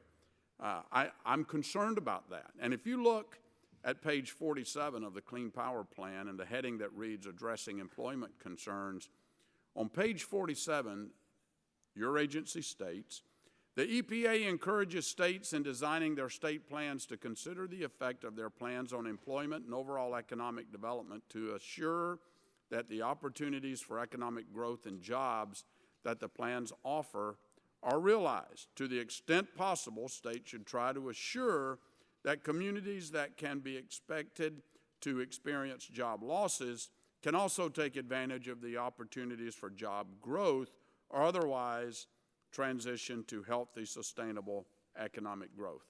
You're obviously not familiar with Appalachia, Ohio, and rural America and how these rules will affect places like that. So I'm trying to understand what you mean by economic development. You're asking states to prematurely retire and replace existing plants with new energy infrastructure and then claim this as a net benefit for jobs and economic growth. This is like breaking a window and then claiming the spending on the replacing of that window as a net benefit. So what would the EPA do if a state chooses to show it could use the funds that the EPA wants it to spend on replacing perfectly good and reliable energy infrastructure by putting those funds toward a more productive economic use? Congressman, our job under the Clean Air Act is to implement the Clean Air Act, and we believe that we put forward. I've heard that, Assistant Administrator McCabe. That incenses me even more. You work for the President of the United States, who was elected by the American people, with a mandate to care for all of the American people. For the EPA to blindly, like a mule going down a furrow, say that we don't have to look to the right and the left, and our job is to keep the air clean, our job is not to consider the economic viability of the communities that we're affecting, that is not only irresponsible, it is incomprehensible that an agency in the United States federal government would do that to its own people. So I'm not even going to engage in that dialogue because it doesn't make any sense. Could I reply? I'll give you. I wasn't able to get very many words out. The President and the administration absolutely cares about these issues. That's a key reason why he put forward the Power Plus plan, which is specifically targeted at the transitions that are happening in coal country. And all right, let me ask you a specific question. Let's get, if that's what the President really believes, and that's what Administrator McCarthy really believes, and if that's what you really believe, tell me what you're going to do in Bellsville, Ohio, when you shut down that coal mining operation that employs about 1,500 people. Tell me what you're going to do to establish a new industry there and create economic growth.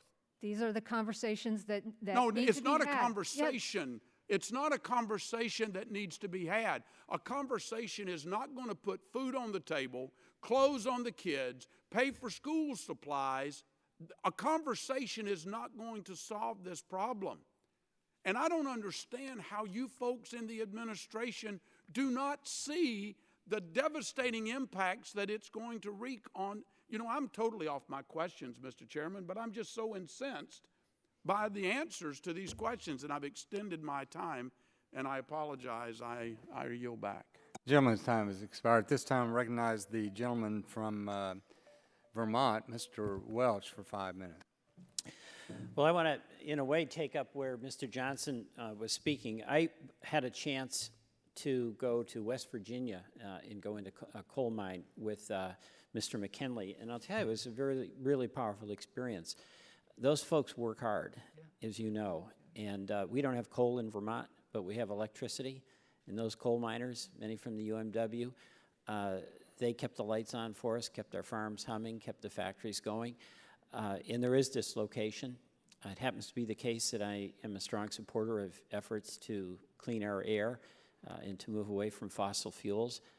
But that trip really brought home to me that there is an impact on real people who are proud, who are hardworking, who approach things in a patriotic and team-oriented way, and they're doing good work.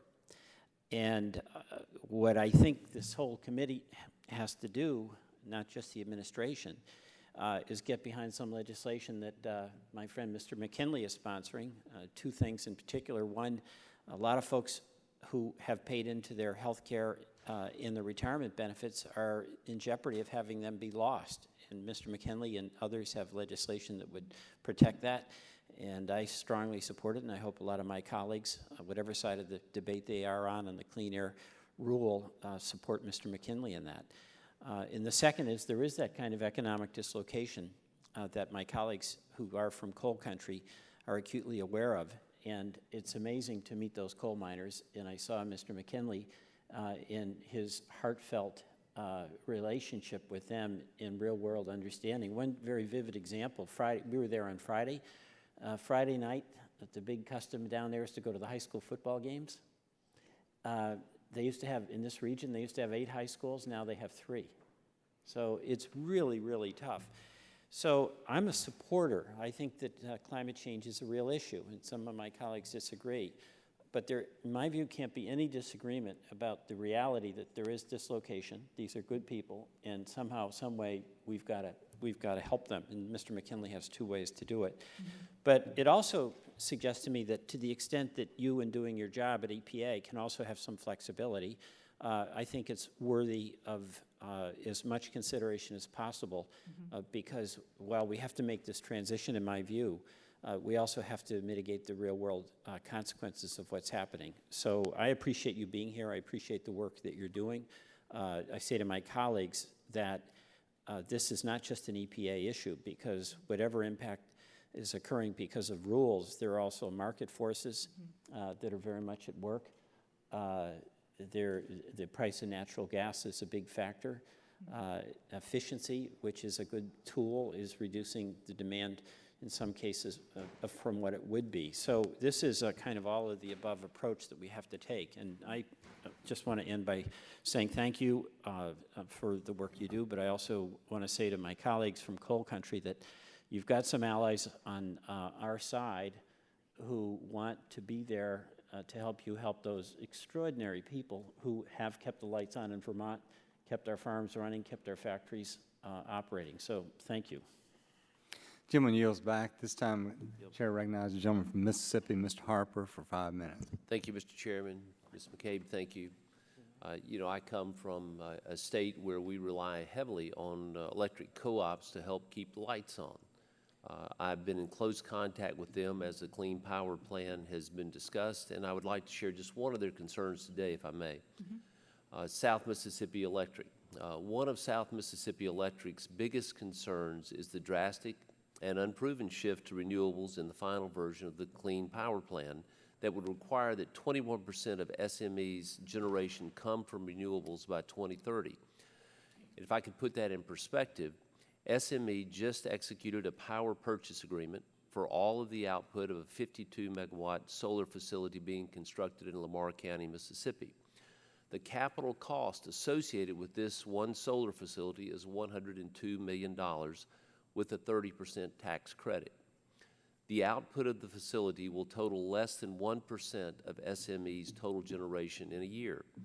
Therefore, to meet the 2030 emissions rate, over 21 of these facilities would be required at a cost in excess of $2 billion. To put that further in perspective, SME currently has just over $2 billion in assets that have been accumulated over about a 50-year time frame, and under this rule, it would double in a mere decade.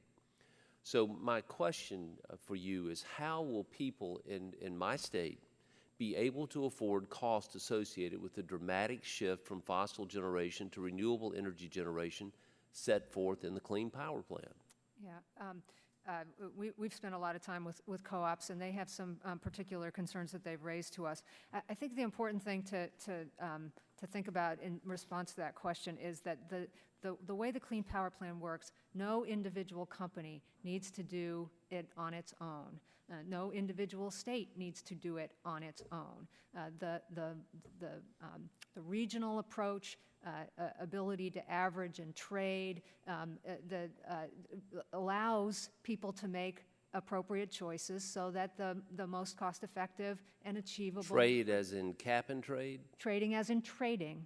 Trading as in trading, okay. Which is a perfectly reasonable approach to use whether you're in a rate-based approach or whether a state chooses to go with a mass-based approach. You know, here's what it appears. It appears that the President and the Environmental Protection Agency have in effect declared war on affordable energy for families in my state and throughout the country. And I want to remind you, and I know you know it, is what then candidate Obama said in 2008. And I just want to repeat what he said, because we've addressed this on concerns on coal plants as well. It says, so if somebody wants to build and this is President Obama when he was running in 2008, so if somebody wants to build a coal-powered plant, they can. It's just that it will bankrupt them because they're going to be charged a huge sum for all that greenhouse gas that's been emitted. Further, he said, under my plan of a cap and trade system, electricity rates would necessarily skyrocket, even regardless of what I say about whether coal is good or bad.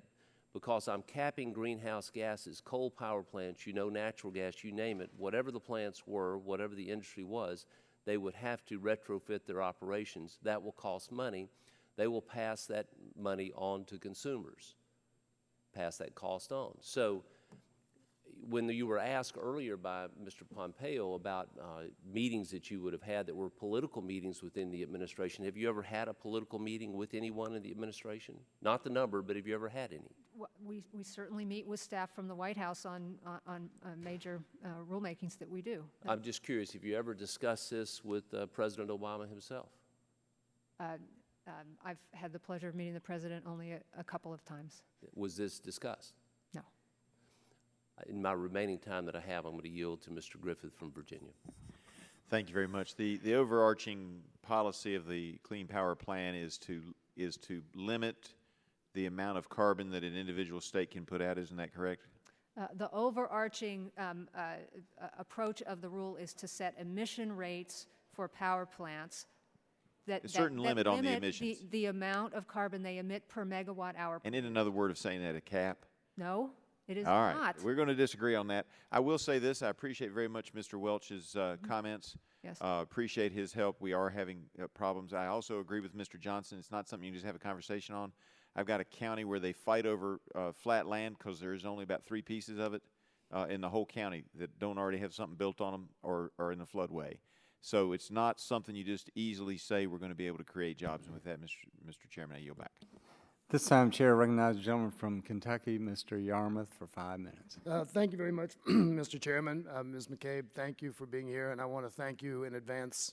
Well, thank you at the initially for the responsiveness you've had both to our state officials in Kentucky, but also to me personally in our office. We certainly appreciate the goals of this plan. And before I get to the question I have to set the record straight, or at least revisit history a little bit about cap and trade. Because I was here in 2009 when we passed Waxman-Markey in the House. No, it didn't pass the Senate. It didn't get 60 votes. It had a majority of senators for it. But when Waxman-Markey was introduced, those of us who were from states where a significant majority of our power was produced by coal couldn't support the initial plan because it was going to cost our consumers a lot of money. So a group of us, led by Rick Boucher, who's the incumbent that Mr. Griffith defeated, went to our leadership and said, we can't support this and you need our votes in order to do it. And what we were able to do was change Waxman-Markey in a way that made it very, very reasonable for our states to comply, was not going to have an undue impact on our consumers. As a matter of fact, when I surveyed our businesses and our utility company, they said it would have minimal impact. It might raise rates 15% over 10 years if the users did nothing else. And it would also create tens of thousands of new jobs in Kentucky. So the reason we did that was because we didn't want to be here today, because we didn't want EPA to have a plan that might unduly impact our states. We had no way of guaranteeing that that wouldn't happen. And we knew that because of the Supreme Court decisions and so forth, the obligation of EPA was to regulate carbon emissions. So that's where we were. We're here today because Republicans stopped Waxman-Markey. That's why we're here. So if they have a complaint about that, they can blame themselves. Now, to my question, and this relates to the line of questioning that Mr. McKinley raised earlier. Kentucky's one of those states, as he mentioned, that in the initial plan, we were supposed to reduce our emissions by 18%. We felt comfortable with that. We thought that was doable. In the final plan, we're up, it wasn't 41, I think we're closer to 30, but still it's a significant increase. And I understand the rationale for doing that, that the way the utilities deliver power is not commensurate with a state-specific target. But what I am concerned about is that with this increase, while the projections for long-term cost savings seem attractive, there's the possibility of short-term price increases to ratepayers. And certainly, you know, if I were not in the United States Congress, I would say I'm all for the plan. I'm for clean air. I'm a tree hugger. You know, I'm fine. But I do have responsibilities to my constituents to make sure that this doesn't unduly impact them. So my fear is that if in our regional network, whatever that region might be, in our mix, that the way that the ultimate resolution of this or accomplishment of this goal is something that Kentucky's utilities bear the brunt of, and that our prices rise disproportionately to those other areas in our region that are affected by this mix. So my question is there any analysis or is there any consideration in your agency about how we would, if we're going to spread the responsibility over regions, how we might spread the increased costs so that one state doesn't have their rates go up 30, 40, 50%, and another state doesn't have their rates go up at all? Well, our analysis doesn't show that even if you look at smaller regions than the whole country or the interconnect, that there would be a wide range of increases. But I think everybody's concerned about this. Everybody wants to protect against that. And now that the plan is out and people are starting to dig in and think about it, there's a lot of discussion going on about how to manage this in a way that would avoid that situation. So the reliability entities are talking, the states are talking, and to find those ways to make sure that doesn't happen. Good. Okay. Well, I appreciate that. I look forward to being a part of those conversations. Absolutely. And once again, I thank you for your consideration in our dealings together, and thank you for appearing today. I yield back. Congressman. Chair recognizes the gentleman from Missouri, Mr. Long, for 5 minutes. Thank you, Mr. Chairman. And Ms. McCabe, in terms of complexity, the rules contain hundreds of pages regarding variations in state plans and emissions trading. For example, you could turn to page 65 of the proposed federal plan/model trading rule. Beginning at the top of the page, EPA states, and I quote, "In the final emissions guidelines, the EPA also discussed the concern that CO2 emissions reductions would be eroded in situations where an affected EGU in a rate-based state counts the megawatt hours from measures located in a mass-based state. But the generation from that measure acts solely to serve load in the mass-based state. In that scenario, expected CO2 emissions reduction actions in the rate-based state are foregone as a result of counting megawatt hours that resulted in CO2 emissions reductions in a mass-based state." Can you decipher that for me? I think you're reflecting that there is some complexity in this rule. It's partly because of the choices and the flexibility that we provided in response to people's requests on it. But that's reflecting particular situations where states have been asking, how do we deal with one another because power does flow across state borders? Well, what's that have to do with standards of performance of a power plant? I mean, how does that relate to the states trying to work together? How does this relate? It's all about the flexibility, and it's a reflection that the power sector works as an integrated system. And so a system that demanded that each individual unit meet a specific rate would be more costly, would be more difficult, would have more reliability implications than a system that affords a lot of flexibility across the system in recognizing the way it actually works. Okay, I've got another question here, and this has been reflected today by other members that have used coal to supply a lot of their electricity. But in my home state of Missouri, we rely on coal for 83% of our energy generation. And I know that's not true on the East Coast and the West Coast, but in Missouri it is, and that's what the folks I represent are concerned about. The Clean Power Plan places a huge burden on coal-fired power plants. And this rule also restricts, and I don't understand this, the construction of new natural gas plants as a compliance measure. Could you explain to me why the EPA restricts the construction of natural gas-fired power plants as a compliance measure? So new generation to meet new load is subject to its own set of rules. This particular rule, which addresses existing facilities, is intended to manage that existing fleet of power plants and bring those emissions down. So there's some provisions in there to make sure that that's what the rule is focused on, and those plans are actually delivering the reductions from that existing fleet. I still don't understand the restriction on new construction of natural gas-fired plants. Well, we'd be happy to follow up with you or your staff and walk through it a little bit in more detail, Congressman. Okay, my staff's here today, so if we can do that, I'd be greatly appreciated. And the final rules, interim and final goals for Missouri are even more stringent than the proposed rules. What factors did the EPA consider when reaching this adjustment? So in the final rule, there was adjustment across the board, across all states, and some of the states' targets went up and some of them went down. It's a reflection of a couple of things. One is that, as I mentioned earlier today, in the final rule we set a uniform emission rate for all coal plants across the country. That's not the way the proposal was designed. And another key feature was information that we got from commenters, from states and utilities and others, really suggesting that the appropriate way to look at this was on a regional basis, because that's the way the power system worked. So when you look at it across a regional basis, states have, and utilities in those states have more opportunities to invest in renewables and cleaner energy than if they were restricted to looking within their state borders, which is an artificial boundary when it comes to the way the industry works. Okay, so we end up with more stringent rules in flyover country, so we're used to that. Mr. Chairman, I yield back. Thank you. Chair, at this time, I recognize the gentleman from New York, Mr. Engel, for 5 minutes. Thank you, Mr. Chairman, and I appreciate your courtesy very much.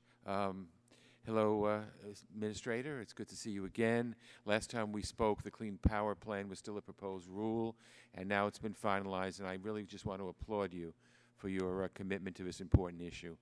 So thank you. We know the U.S. emits more carbon pollution than any nation except China, and existing power plants are the country's largest single source of carbon pollution, and before now, most power plants could emit unlimited amounts of carbon dioxide, and those emissions have significant health impacts that threaten the lives and well-being of all people across America. I say this because my district has some of the highest rates of asthma in the United States. I'm from New York City, from the Bronx, and death rates from asthma in the Bronx are about 3 times higher than the national average, and hospitalization rates are about 5 times higher. And the EPA estimates that the climate and public health benefits of the Clean Power Plan will range between $34 and $54 billion in 2030, and it will help avoid between 1,500 and 3,600 premature deaths and 90,000 asthma attacks in children in the year 2030 alone. So I believe that the Clean Power Plan is important because of the public health benefits associated with reductions in domestic emissions, and also because it signals to the international community that the U.S. is serious about reining in its contribution to global greenhouse gas pollution. So let me ask you this. When President Obama entered office, he set out to reduce our greenhouse gas emissions 17% below 2005 levels by the year 2020.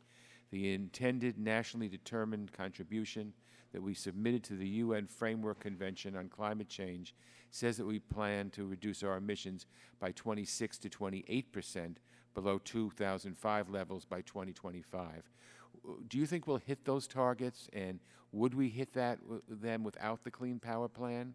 And how does implementation of the Clean Power Plan impact the international climate negotiations coming up in Paris in December? Well, the Clean Power Plan, along with a number of the other programs that we have underway across the federal government, are critical to the United States meeting that ambitious goal that we've set for ourselves. And it would be extremely difficult to get to those targets without the reductions from the power sector, which, as you said, is the largest stationary source of emissions in the country. So it's really important. And as I mentioned earlier this morning, putting the Clean Power Plan out, even in proposal, really changed the debate internationally and showed that the U.S. was really serious about doing this in a way that really counted and would really result in reduced emissions. So we think it has been hugely beneficial. Thank you. I certainly agree with you. And let me ask you this question. Since 1990, a vast majority of the new electric generation capacity in the United States has been built to burn natural gas. The second largest source of new capacity has been wind power, which creates no air pollution at all, as we all know.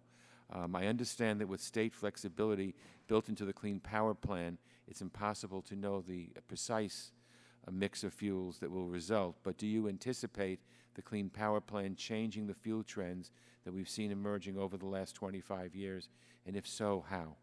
What we see is that the Clean Power Plan will continue and enhance the momentum that you've already reflected, which is moving towards greater reliance on natural gas and greater reliance on renewables, recognizing that you need a diverse supply and you need a variety of sources to provide baseload power and increased use of renewables, which is becoming more and more affordable. So we see a greater percentage becoming renewables of all sorts, a greater percentage becoming natural gas reliant over the period of time of this Clean Power Plan.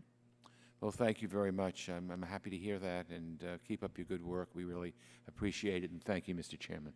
Thank you, Congressman. Well, that concludes the hearing. I have one additional question, and you may or may not have an additional question, Mr. Rush. But Ms. McCabe, we will be electing a new governor in Kentucky next month. The Democratic candidate, who is currently Attorney General, is one of those that filed the lawsuit against EPA. Of course, the lawsuit was dismissed for lack of standing because the rule's not been published in the registry yet. But he's indicated that he would not be submitting a state implementation plan. And the Republican candidate for governor said if he wins, he would not submit a state implementation plan. My question is, what would be the earliest, if that occurred, that EPA could impose a federal plan? So the rule requires that by September 6th of 2016, the state either submit a plan or a request for an extension.